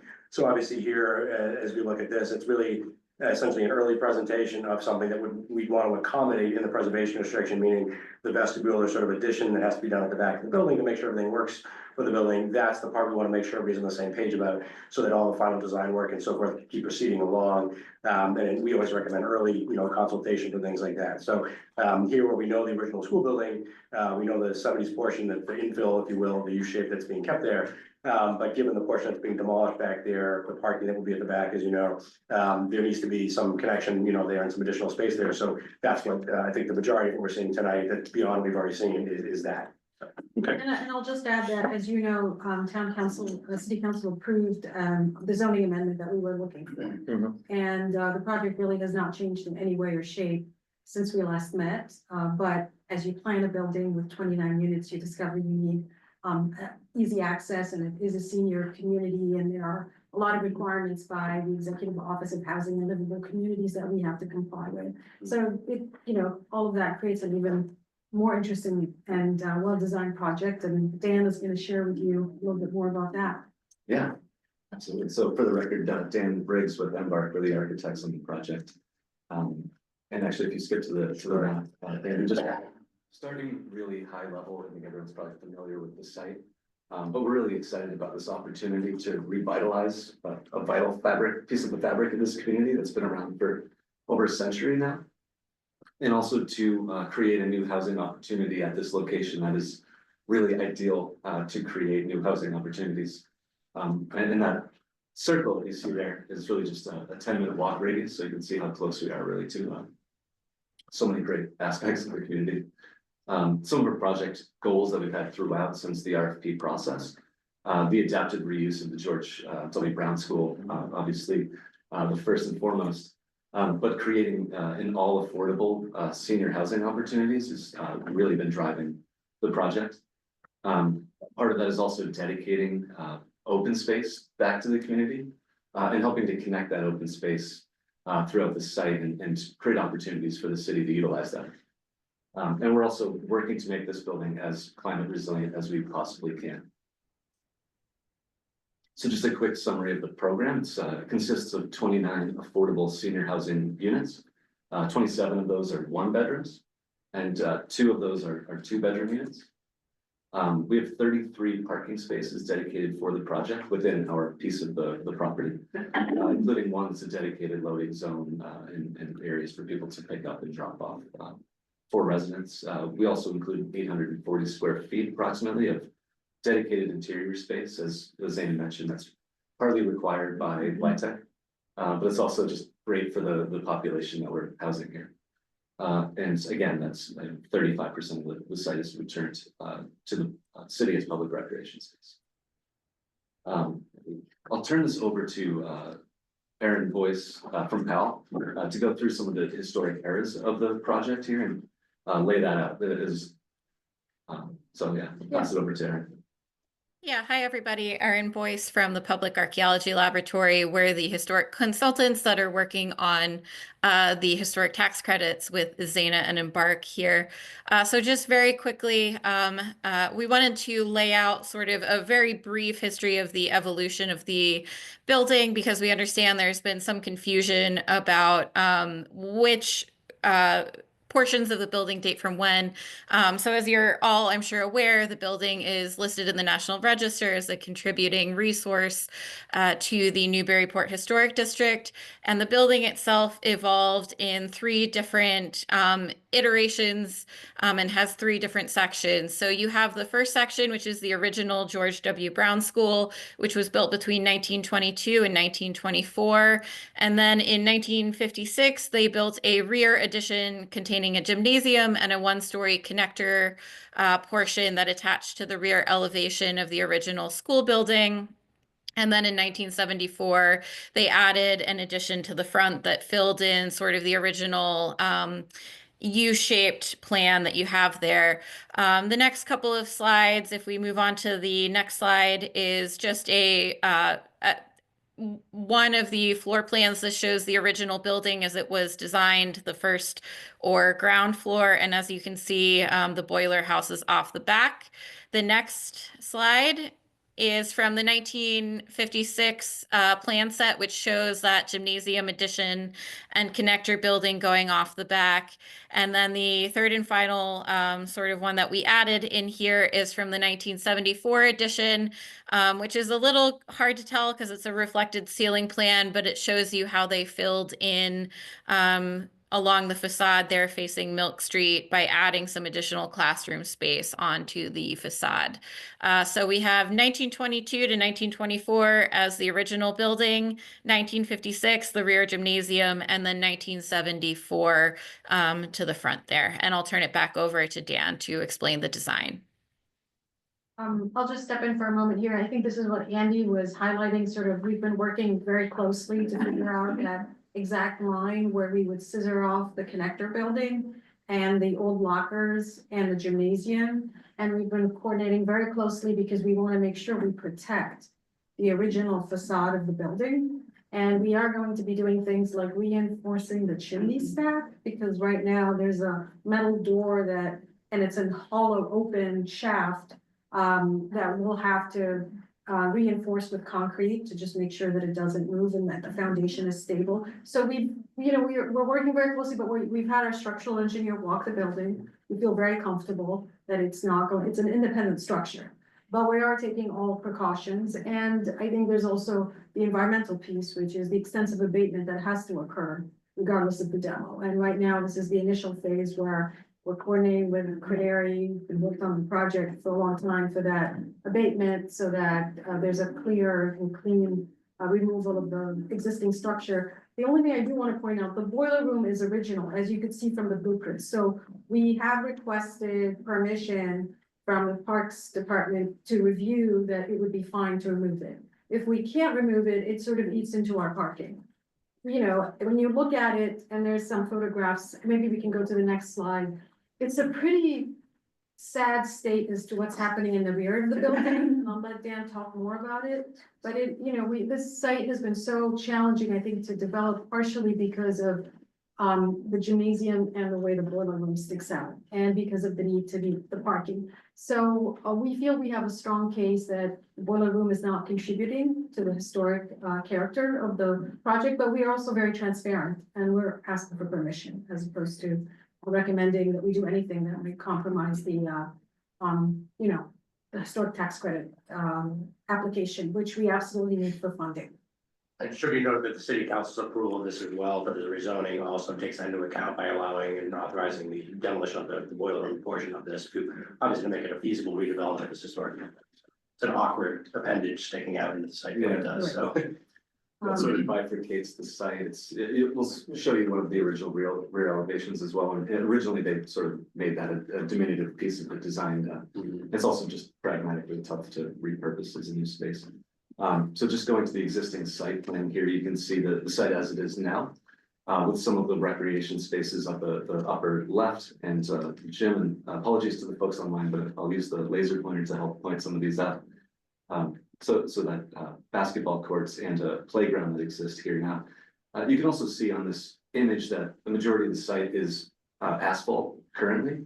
And there's a number of sort of open curb cuts along the edges of the site at various locations. So if you go to the next slide, Andy, we're looking to both green up the site by consolidating where the parking happens. Eliminating the curb cuts to this one on Lime Street that would service the building.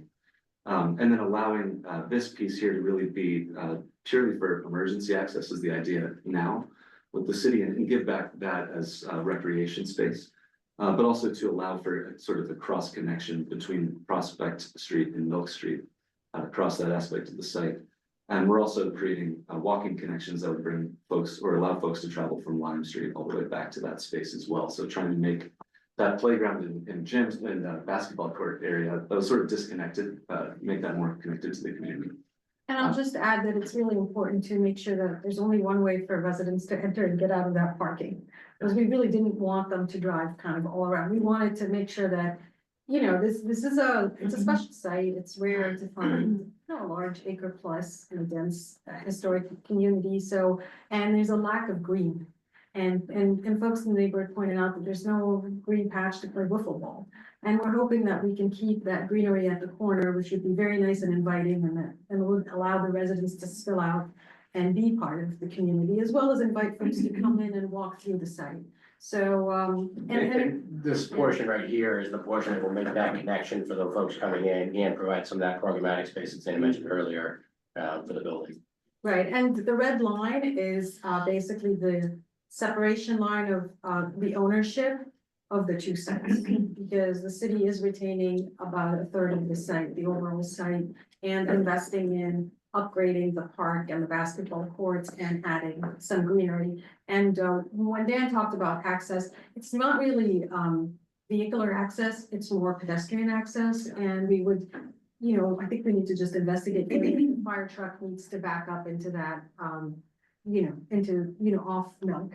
Did we confirm that we need fire truck access? We can provide it. I think according to code, we wouldn't be required to have it. We'd have fire access through this line So we here. may not need to. And the ability for them to circumnavigate by foot, with the hose. Just real quickly, if the town is retaining ownership of the to the left, the red line, what is the ownership structure of the main building itself? Who's that gonna fall to? It's a fee simple ownership, so the Brown School Senior Residence LLC would own the land and would be responsible for all the, snow removal and maintenance and the building itself. And the city would be responsible for the public spaces and would be, plowing and doing all that, so. Just one last thing to point out on that is, this corner, obviously a great opportunity to green that up, both for the community, but also it becomes a great outdoor space for the residents themselves. The hope is that, it's a small community of only 29 units. We don't want the residents to be disconnected from the neighborhood. It's, usually senior housing projects tend to be much larger. So it's very important to integrate the new community of residents into the local neighborhood. And this slide just gives a kind of an overview of that transformation of the building. So on the top, you see the existing structure as it is today. That second row of images shows the parts we're demolishing or removing from the structure. And the final row on the bottom is the proposed structure as we hope to make it. And I just want to and Andy mentioned this, the city of Newburyport is taking on the demolition of the gymnasium and the connector. So this is all under is currently out to bid, right? It's going out soon. We plan on doing it during construction season. The timing would be determined, precisely. We'll obviously let the neighbors know about that timing, but the city is doing the demolition work. Obviously, we want to get going as a project like this takes a while to get going. We want to do as much preparation work as we can. So there's different steps. And then the first thing for us is to remove hazmat, remove the portion of the building not being used, remove the underground storage tank that we're not going to be using. So just a quick overview of the plans themselves. So this starts at the first floor plan. You can see here, generally, we're trying to follow the demising of the existing school rooms themselves. The units are denoted in this sort of purple color here. This darker color would be utility spaces, which we're locating in the sort of darker parts of the building centrally. And the new addition is here along the top of the image. It's about 1,200 square feet that piece. You can see in yellow, all of the amenity spaces that we have are clustered around that entrance to help foster the community of the building that we want these people to have several places they can casually interact or be able to congregate and also have access both from the main entry door and from this existing door on the facade on Lime Street to be able to have access to that outdoor space just outside of the building. This is just a single story. I'm just gonna add one thing to the lobby. So the lobby design is really key, that we have parking for an Uber or a bus that makes up folks to go to the grocery store or to the senior center. And it has to be visual access because a lot of folks may have mobility issues. And that lobby, we really had to tack something on because there was just nothing that would allow us to make that path of travel easy.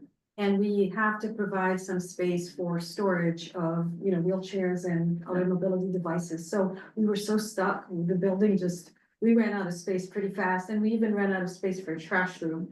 And it had to basically open directly to the parking so that it could be close to the dumpster. And I really think that that's important because the guts of the building and how it resolves can turn into an operational nightmare and a true inconvenience. So I feel like we've resolved a lot of these things well, and the addition that Dan suggested was absolutely key because it locked it all in place and the building now lays out very well relative to the existing conditions. Yeah, previously that 1956 connector piece had created the airlock and the accessible entry to the building at that Lime Street location. So we're using that same area essentially to relocate those pieces.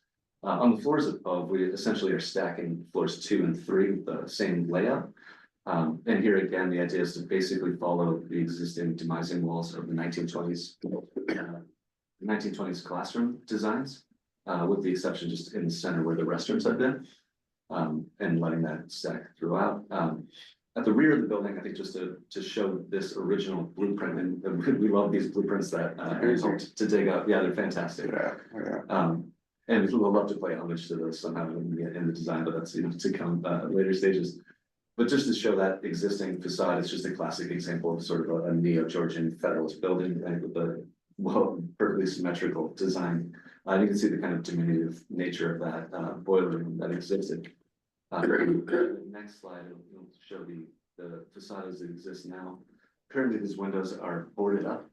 And you can see how much the gym structure sort of obscures that most historic of the facades in the building. So if you go to the final slide here, just really excited to sort of unveil that facade and expose it back to the neighborhood so people can view that. And the idea with the addition was to create an idea similar to the boiler room that sort of defers back to the original. It doesn't compete with it in terms of height, and it locks into that existing brick banding that happens along the base of the building.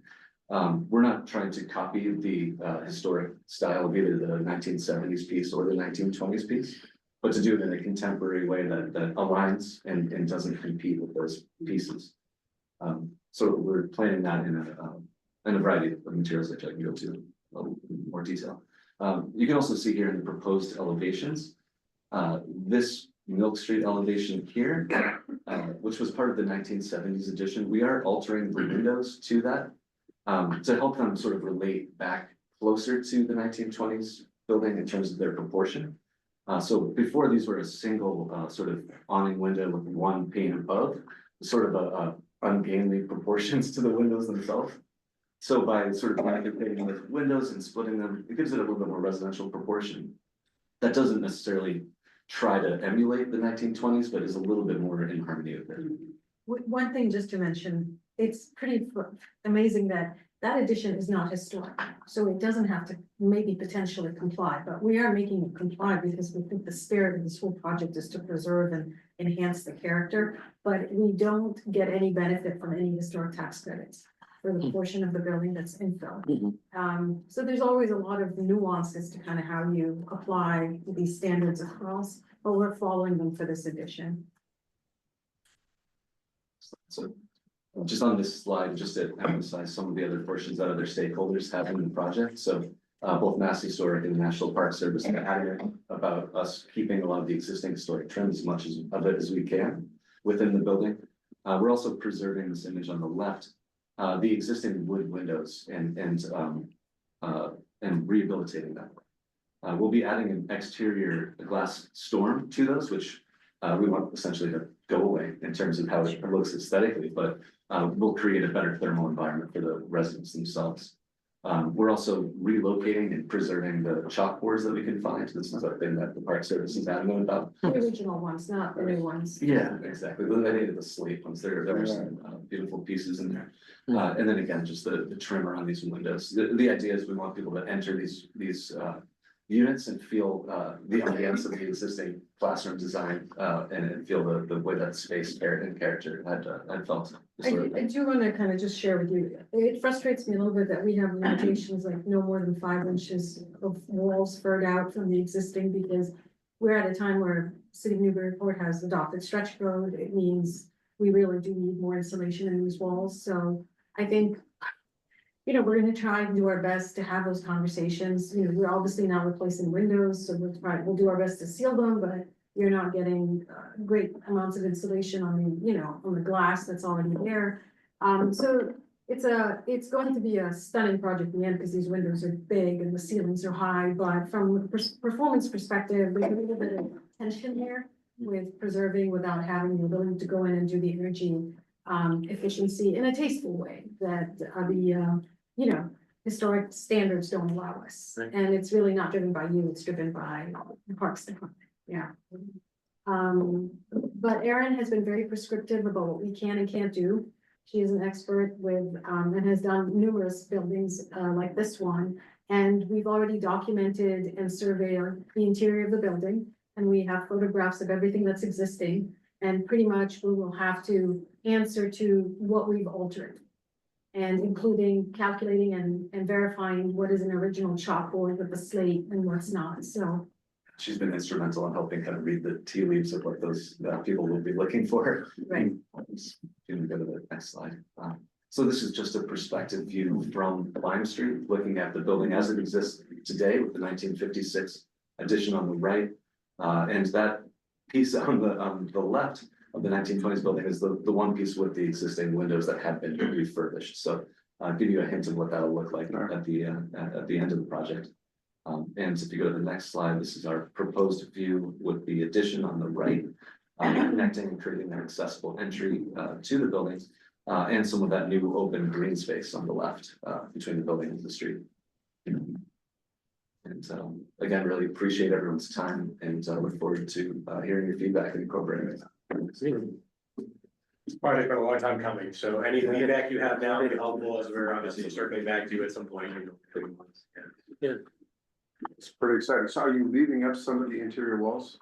Yes, Or- a lot of the walls have to be preserved. You can't, so all of our, Aaron, you're probably a better person to answer. But there are any original walls have to stay, and I have to say, Dan and Embark, the design team did an incredible job, because I was so nervous that we wouldn't get 29 units to fit. And I don't know how they managed to fit 29 units and comply with the square footage is required, because these are pretty large one bedrooms. They're 600 square feet on average. So that's a big one bedroom, because the turning radius for a wheelchair has to be accommodated everywhere, not just in the bathroom. So we've been playing quite a bit of, they've done quite some number of iterations on the layouts, and we had a company called Existing Conditions come out and laser measure every single room, because the original buildings are not accurate, so. So what do you do about, so do you also test the original material for asbestos or anything else like that? So if someone comes in and nails a picture up on the wall and now they're setting something in the. We have to some little bits of abate, debris, yeah, we can't afford to have someone Yeah. go through into asbestos. So you leave the original walls, but you have to strip the We- plaster off down to the studs. So it depends, you can encapsulate, if you encapsulate, there are different methods to encapsulate existing lead, but there's extensive testing that's been done on the building. And we will have to test before and after we're done. And so we'll follow all of the environmental standards and you really, but typically that scenario that you described, someone kind of touching lead by putting a nail, we can't really have that happen. I'm not even the lead, I'm just thinking of asbestos. Yeah. In the plaster, back that time, I'm sure that was part of that, So. or may have been part of the mix. Yeah, the asbestos is usually on piping and on floor tile. So, so if it's on floor tile, and we'd have to build another floor on top of it and Sure. completely encapsulate that you can't actually reach it. Right. So, but we have an extensive amount of abatement testing that's going to happen before we even start the work, so that we can streamline and avoid discovering things that would delay construction. But we're in a long process of funding. Because first, there's the historic tax credit application, where we have to get the state to approve our application for funding and confirm that we are complying with all the historic criteria. Then there's the funding from the Executive Office of Housing and Livable Communities for senior affordable housing. And so there's, but we hit the ground running in January. And thanks to Dan and Aaron, we've already submitted applications for the federal application at March 15th. And we're submitting our state application in a couple of days next week, at the end of this month. So, and we're hoping to get in queue and sort of start to get their feedback so that we can secure funding sometime this year. We really need. That's the hard part. I'm sorry? That's the hard part. Yeah, it is, it Money. really is, Don't you because know there's just so much uncertainty right now, and we just Yeah. want to be in the queue and go as fast as we can. Yeah. I have a comment. I was gonna say, I'm particularly impressed of the documentation of photographs and everything of the details of the school.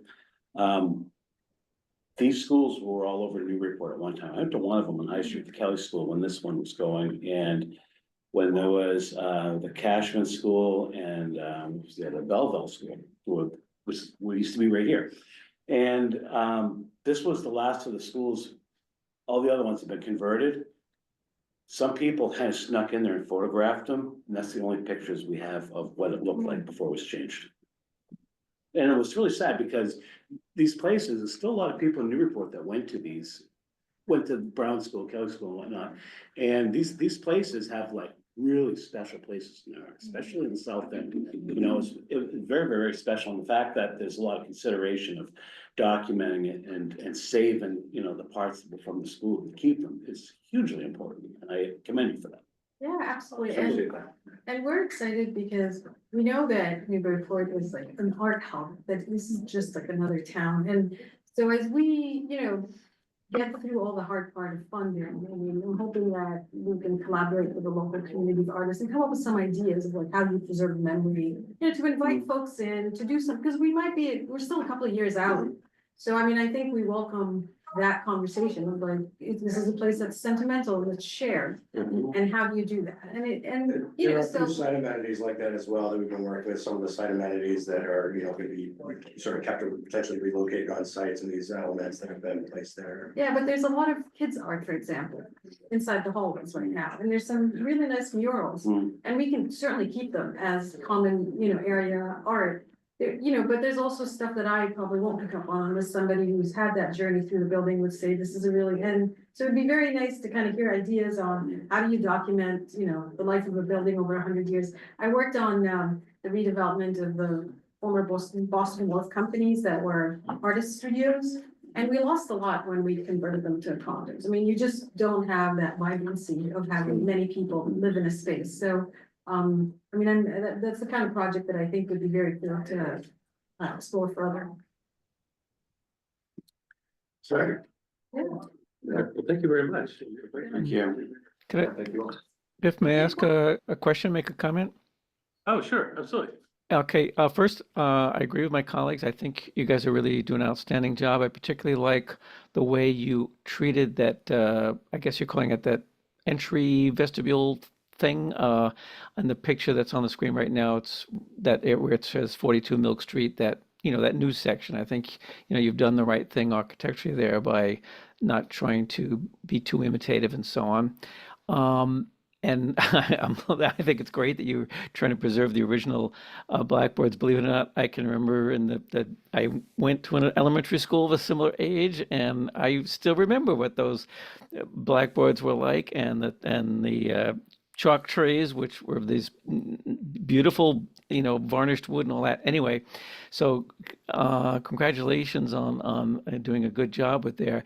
Question on the on the elevations, there are these black rectangles that look kind of like when they poke an air conditioner through a wall. Yeah, there they are. But I didn't see that on the rendering. Like, what are those? Oh, yeah, if you zoom in on those, we might be able to. These are the existing grills, So those are the existing grill locations. Unfortunately, this isn't giving us the detail I was hoping it would, but our idea is to infill that with brick and to have it slightly embedded within the wall so that it is, it's not flush, you can still see where that was, but it's in brick and it's no longer a grill that we're not using. Oh, okay. So there's not going to be any actual active grill work there. No, all of the ventilation and HVAC systems are on the roof. Right. There's no exterior wall penetrations. Right. These are existing grills and I think Aaron and Dan talked about the importance of also documenting how the building changed, Yeah. but then treating it elegantly with something. Yeah. So that's a good point. So once you put all the equipment on the roof, is there any kind of screening that's gonna go around that, or is that? You're just gonna see that up there? So partially it's locating it back away from the roof edges in a place where it's hard to view from any of the surrounding properties. It's also a thing that the National Park Service is adamant about. Part of our documentation to them was showing a number of cross sections that show the location and size of that equipment. And the view angle from a pedestrian that would be standing, say on the street across from that. Sure. So we do have an elevation that shows that you can't see them from the street. Gotcha. And we are also looking at adding solar, and the solar is only a 3-degree incline, but I think the parapet is very low. It's about, 6 to 8 inch parapet. So it's not a high parapet. I did want to mention that the windows are unfortunately in good condition and have to be preserved because they don't help us with energy. I mean, I don't know how we're gonna comply with stretch code. That's what keeps me up at night. Yeah, it's, and my practice is about green net zero buildings just because we need to move in that direction. So I think what we'll sign up this project for is the new program under FIAS called Revive. And I've talked to them because it's a program that not just kind of looks at energy performance, we build an energy model, but it also looks at environmental conditions in old buildings. And it's because there's a whole host of issues with ventilation and proper, conditioning in existing spaces. So I think these will end up being, really healthy environments, because that's actually a big part of also the mandate, right? Yeah. I did want to thank you for the support letter that you wrote for us, for our application, and just mention, I think that what Erin mentioned about the timeline for the gymnasium being in the 1956, I believe, because your letter indicated 1975. And I wasn't sure if you could revise it, or if you needed us to give you any. Did Yeah, you go for it, took care of that, and I shook it off. Oh, you did? Yeah. Did you, maybe you missed it, or? Maybe I missed it, sorry. Yeah, Okay. yeah, I think I've already corrected that, so. So last week? It was the last couple of days, maybe. Last couple of days. Yeah. All right, no problem. No, it was good enough, yeah. Then thank you for the letter. Yeah, thank you for that. We'll start our application next Wednesday. Great. By the way, I love the old drawings, they went to such fine detail on the constructability of everything. Yeah, they had fantastic documentation Wow, of the building. unbelievable. And the facade behind that 1970s facade, the original is fantastic. It was all plastered. It was amazing. So, Yeah. if we can keep that somewhere, an image of that somewhere. Yeah, I mean, it's really Love to cool do that. stuff. And it was a well-built building. I Yeah. think for its vintage, we had our structural engineer walk in, he doesn't expect to see, we have to go back and verify some of the beams and open up, the framing to just make sure, but it does seem like a very solid building. Yeah. Hey, Glenn, quick did you have question, something? yeah, just a real quick question. I think the Blackboard stuff is TBA as to what you're gonna do with it. Any thoughts or ideas on what you'll end up doing with that stuff that you preserve?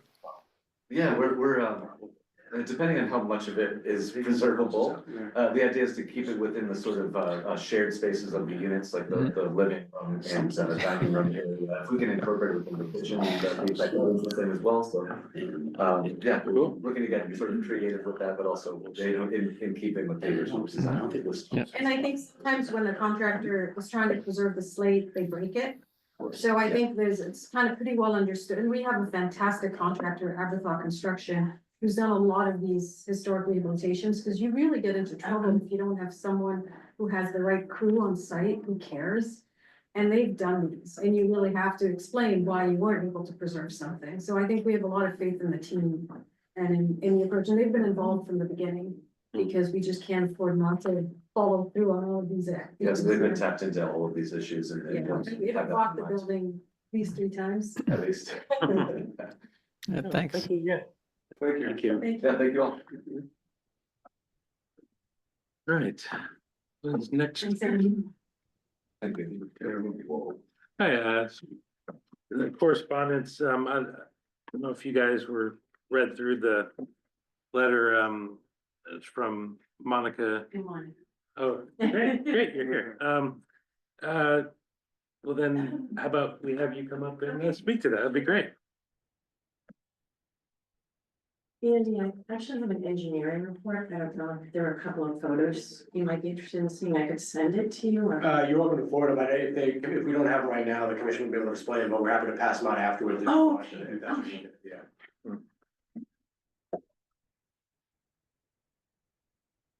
Yeah, so if you could just give your Oh, name, address for the record, and then just. I'm Monica Cochran.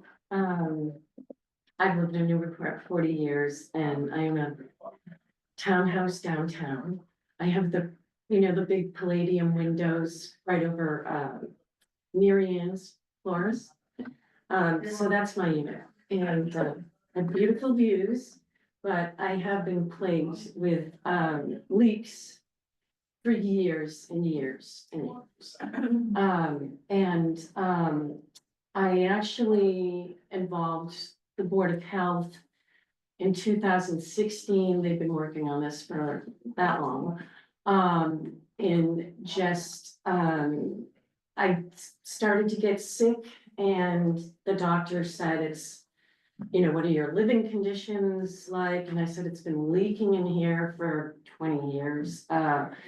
Maybe there's mold. So anyway, we had it tested for mold and there was a lot of mold.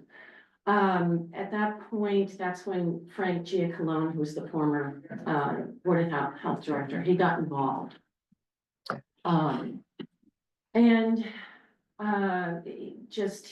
He put a lot of hours in trying to get the board and the management group to take care of my leaks, hire an engineer. They didn't want to do that.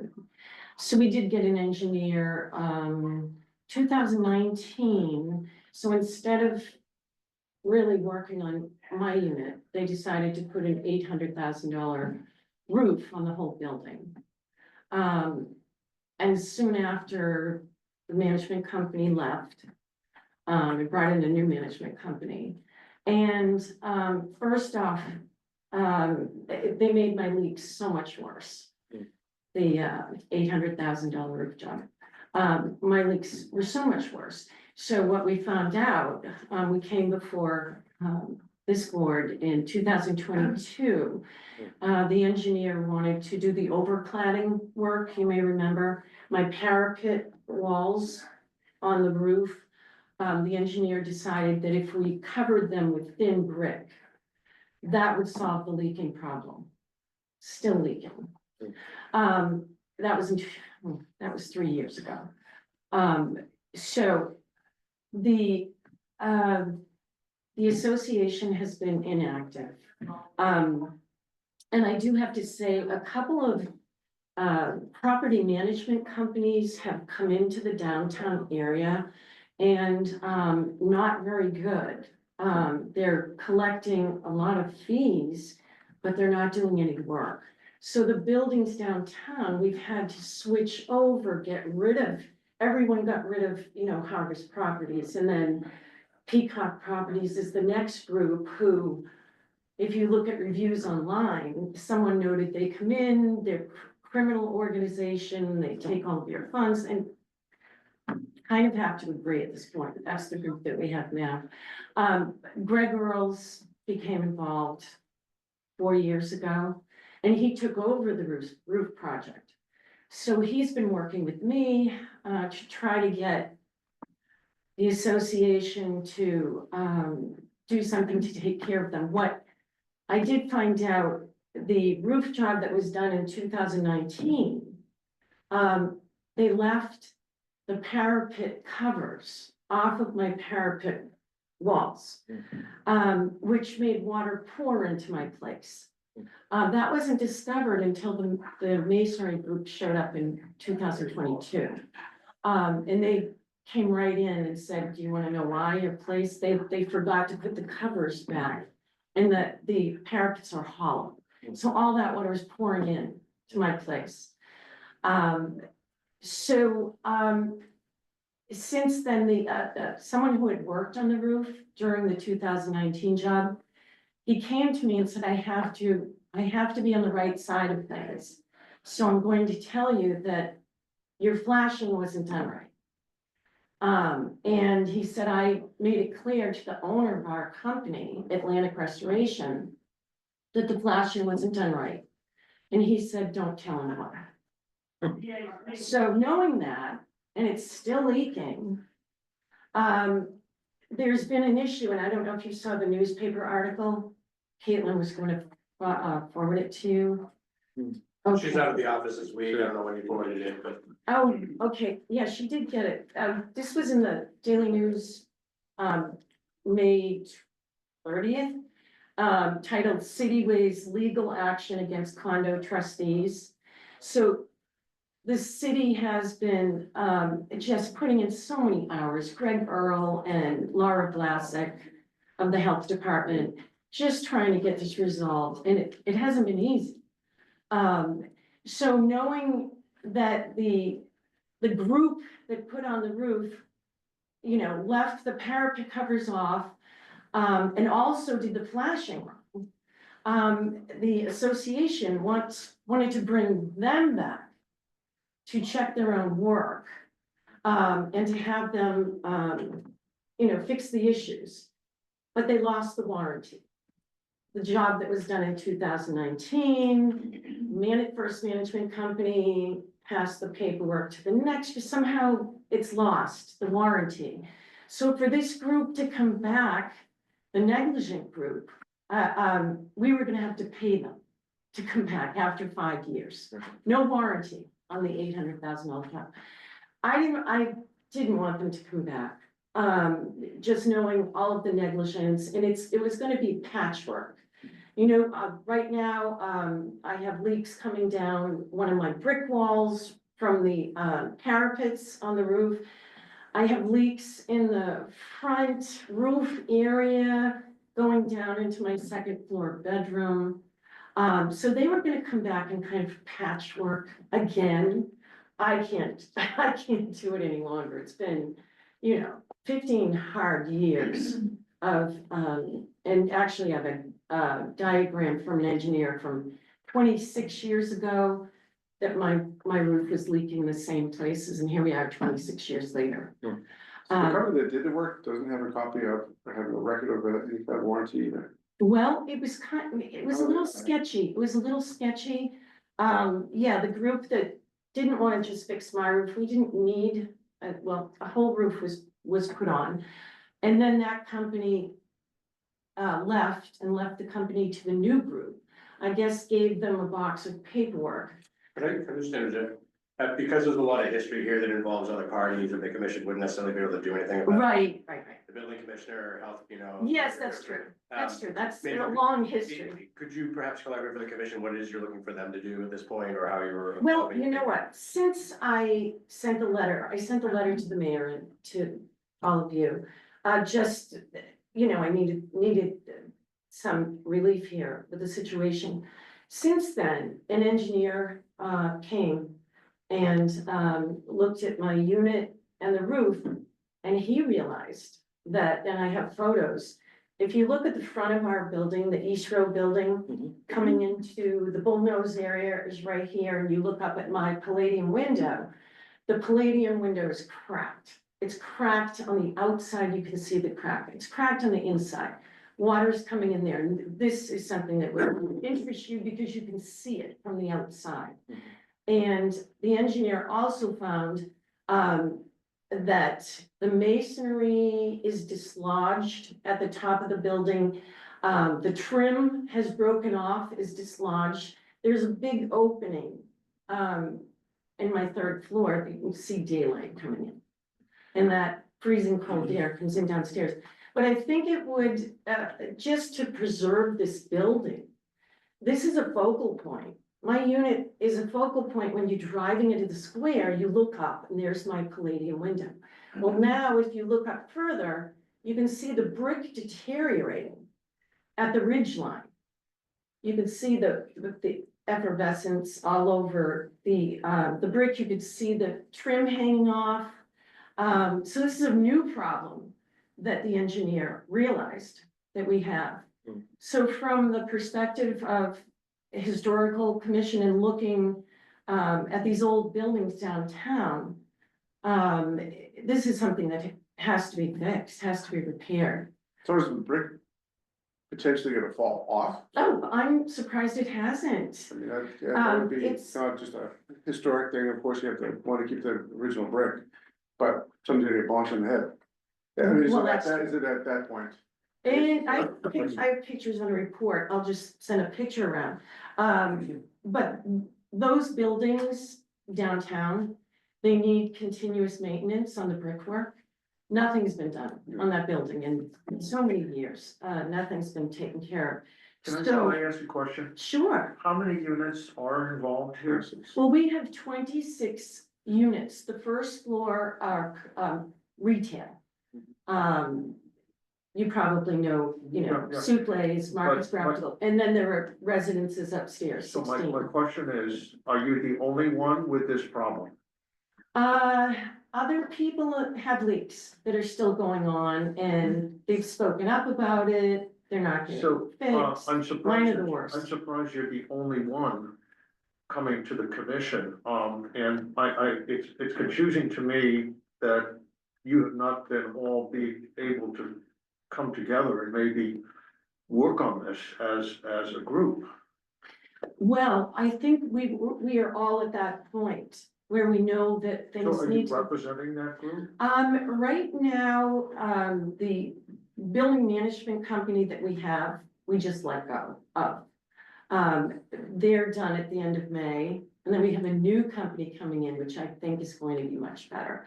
I've talked with all of the owners, everyone's very frustrated with the, you know, the way that the building looks, the yard, it's just not being kept up. So we're all ready for a change. So can I, if I, just try to address it, so from our perspective, I think the only, and you can correct me, but I think the only thing that we could put out there would be potentially a letter, Andy, I don't know if that's just saying, we're concerned about the historic integrity of this building, you know, residents. You know, I don't know if that would go to, who would we I go think to? that's I think it's worth sending to all the property owners essentially, because we're talking about association here, but then also we could communicate with the building office and health. I don't know, because you've mentioned it's, and I was aware of the work being done on the firewalls, you know, and all that some years ago, and it was sort of, I don't wanna say promised, but it was offered that this will solve the problem, right? Sure. So, that was our understanding at the time, the cladding that was done. So at any rate, we can check with them and see what they can offer, but, you know, I can see whether or not the building health offices and otherwise can offer any updates, but that's what I think would probably make the most sense, is just making sure that folks are aware. I don't know that there's a, you know, it's not quite as obvious as saying, are you violated a specific PR provision, where this is, you did some work that is directly opposite the facade you showed us you were gonna build, you know, that kind of thing. Obviously, it's preservation of the building. There is this, you know, we have some provisions dealing with deterioration of structures in the ordinances, but those are harder to deal with. So I do think it would make sense to communicate that to those folks, and but I don't know what else could be done by this body. Yeah, I mean, I think we'd be okay if we just produce a letter saying, hey, we're concerned because of. Right. And it's prominence right in the middle of Market Square. Right. It's the focal point. And Coming into the square, that's just a photo of the ridge line, there's a big crack, you can see that's above my Palladium window. And you can see there's an opening to the outside on my third floor. What I will ask is for the building commissioner and health, right, again, to the extent they can offer any further help, there's to provide an update so that the commission can get that, you know, prior to or at your next meeting, you can get an idea of what they can offer on this particular issue, having tried to help with it, monitored it, identified the issues and so forth. So sorry, I see Glenn is raising. Yeah, Glenn? just real quickly, I think I agree with what you were proposing, Andy. You know, in terms of jurisdiction, there isn't, because there's no preservation restriction on that property. Is that correct?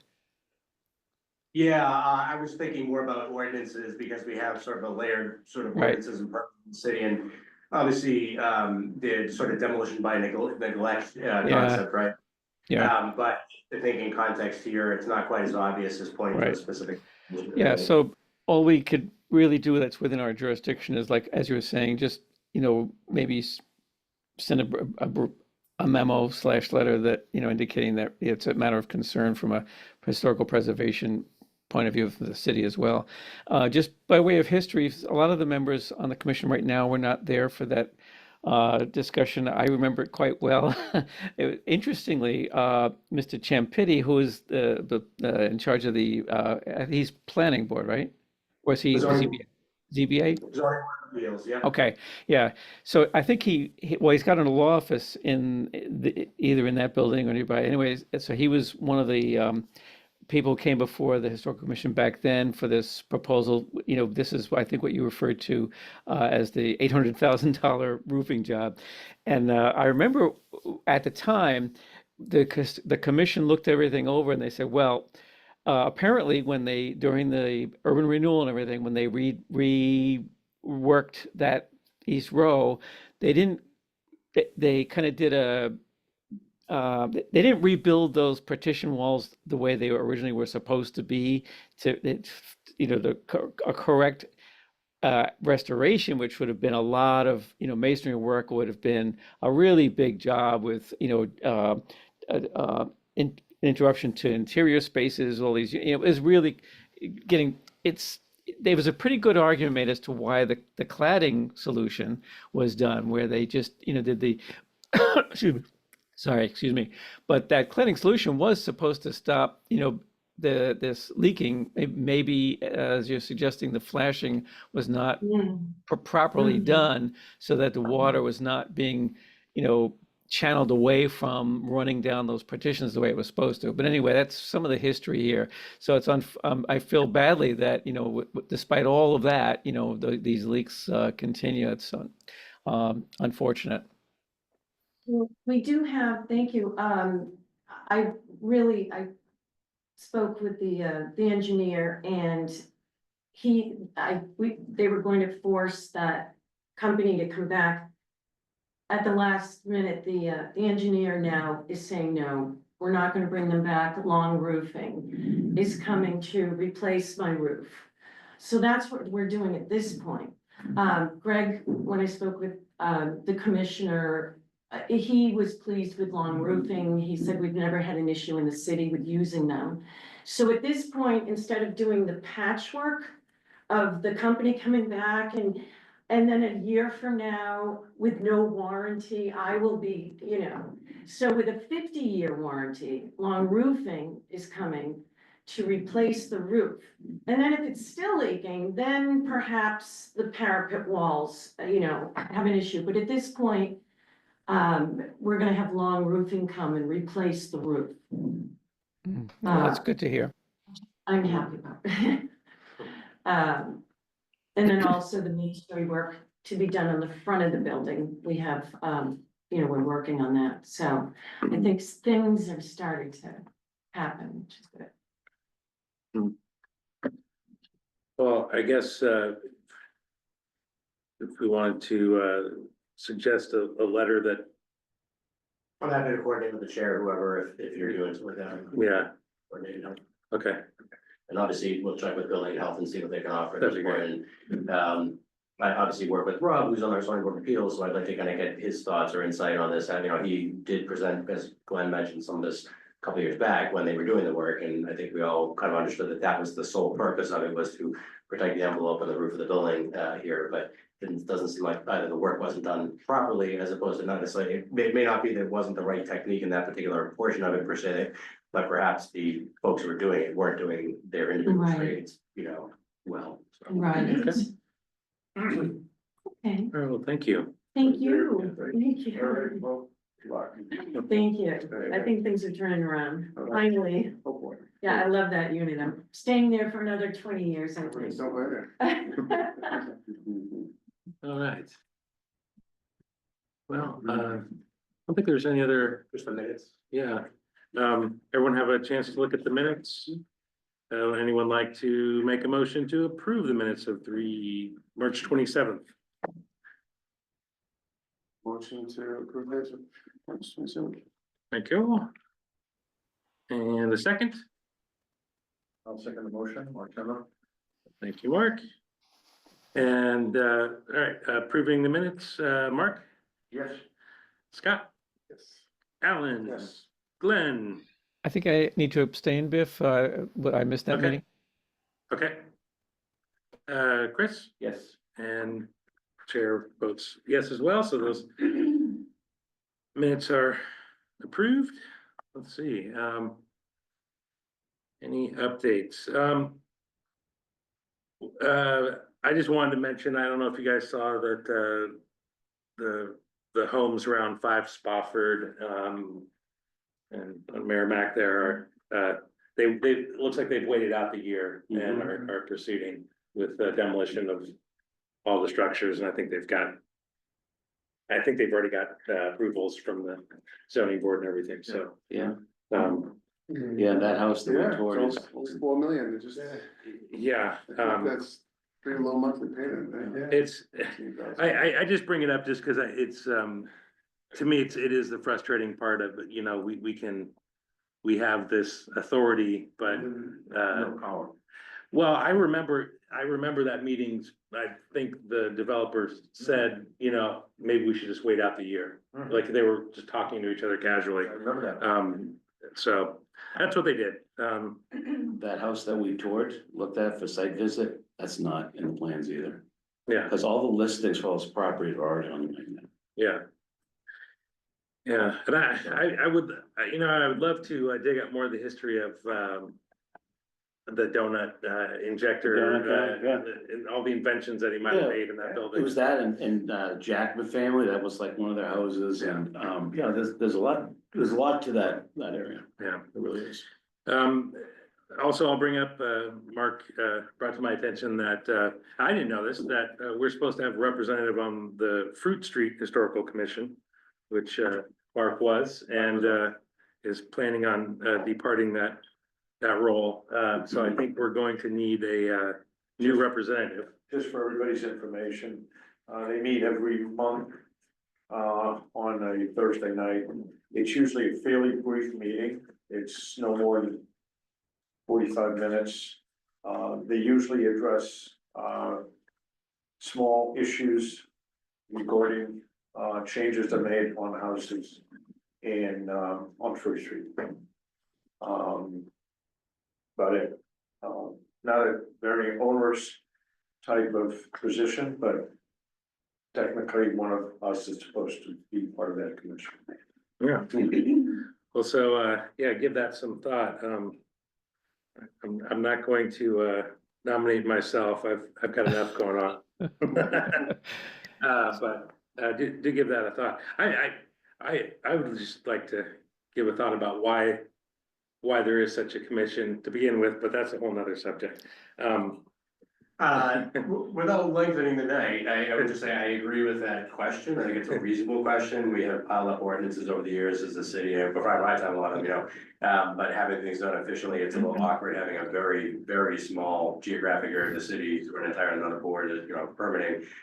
When we already have a board that has expertise in historic, you know, so it might sort of beg the question of, can we be more efficient about how that's done? Could there be one board who deals with all the historic, you know, areas of the consolidated and so forth, but Something else to talk to our ward counselor about, sounds like.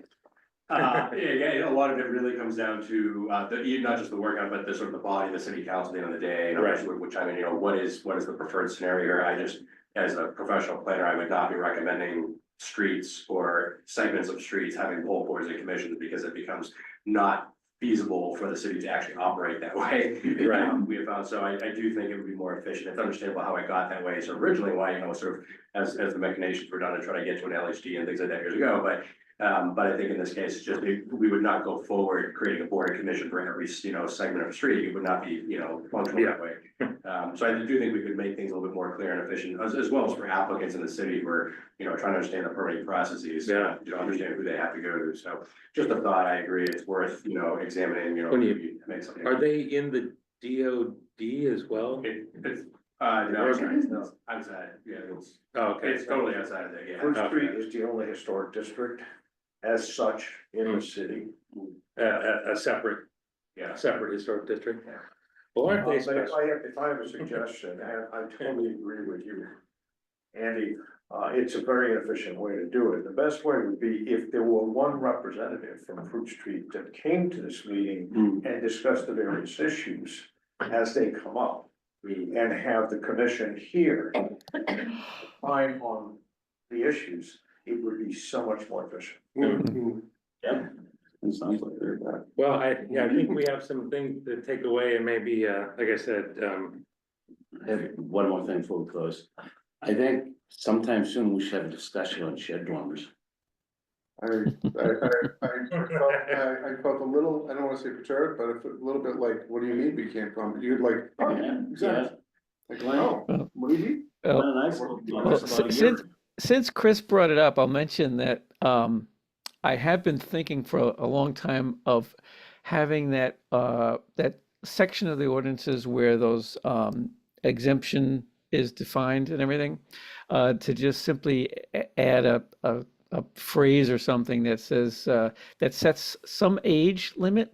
In other words, that it's exempt dormers do not require review by anyone if the structure is built after date, fill in the blank, you know. Just as, you know, I've often thought that, because you remember that Saltbox house on Neptune Street, that very, you know, like really early house, they theoretically could put a quote exempt dormer on that. I think they did, in fact, they tried to, but the ZBA knocked it down because it was an upward extension of a non-conforming thing, and so they, you know, very sensibly, you know, did not allow that. But if it wasn't for that, if they had the lot space and the setbacks and everything, they could have done that, because there's no age limit. So as you know, to everyone's point, you know, you could put one of these so-called by right dormers on any house that, as long as it, meets other requirements. So, yeah, I agree. Something to think about, but it would, as Andy, I think, pointed out, it would require a slight change to to that ordinance. Geez, we got lots to chew on now. Boy. Good thing about those possible future discussions. I had other things too, but I'm not gonna bring them up. What I'd like to do is, let's see, what should we have?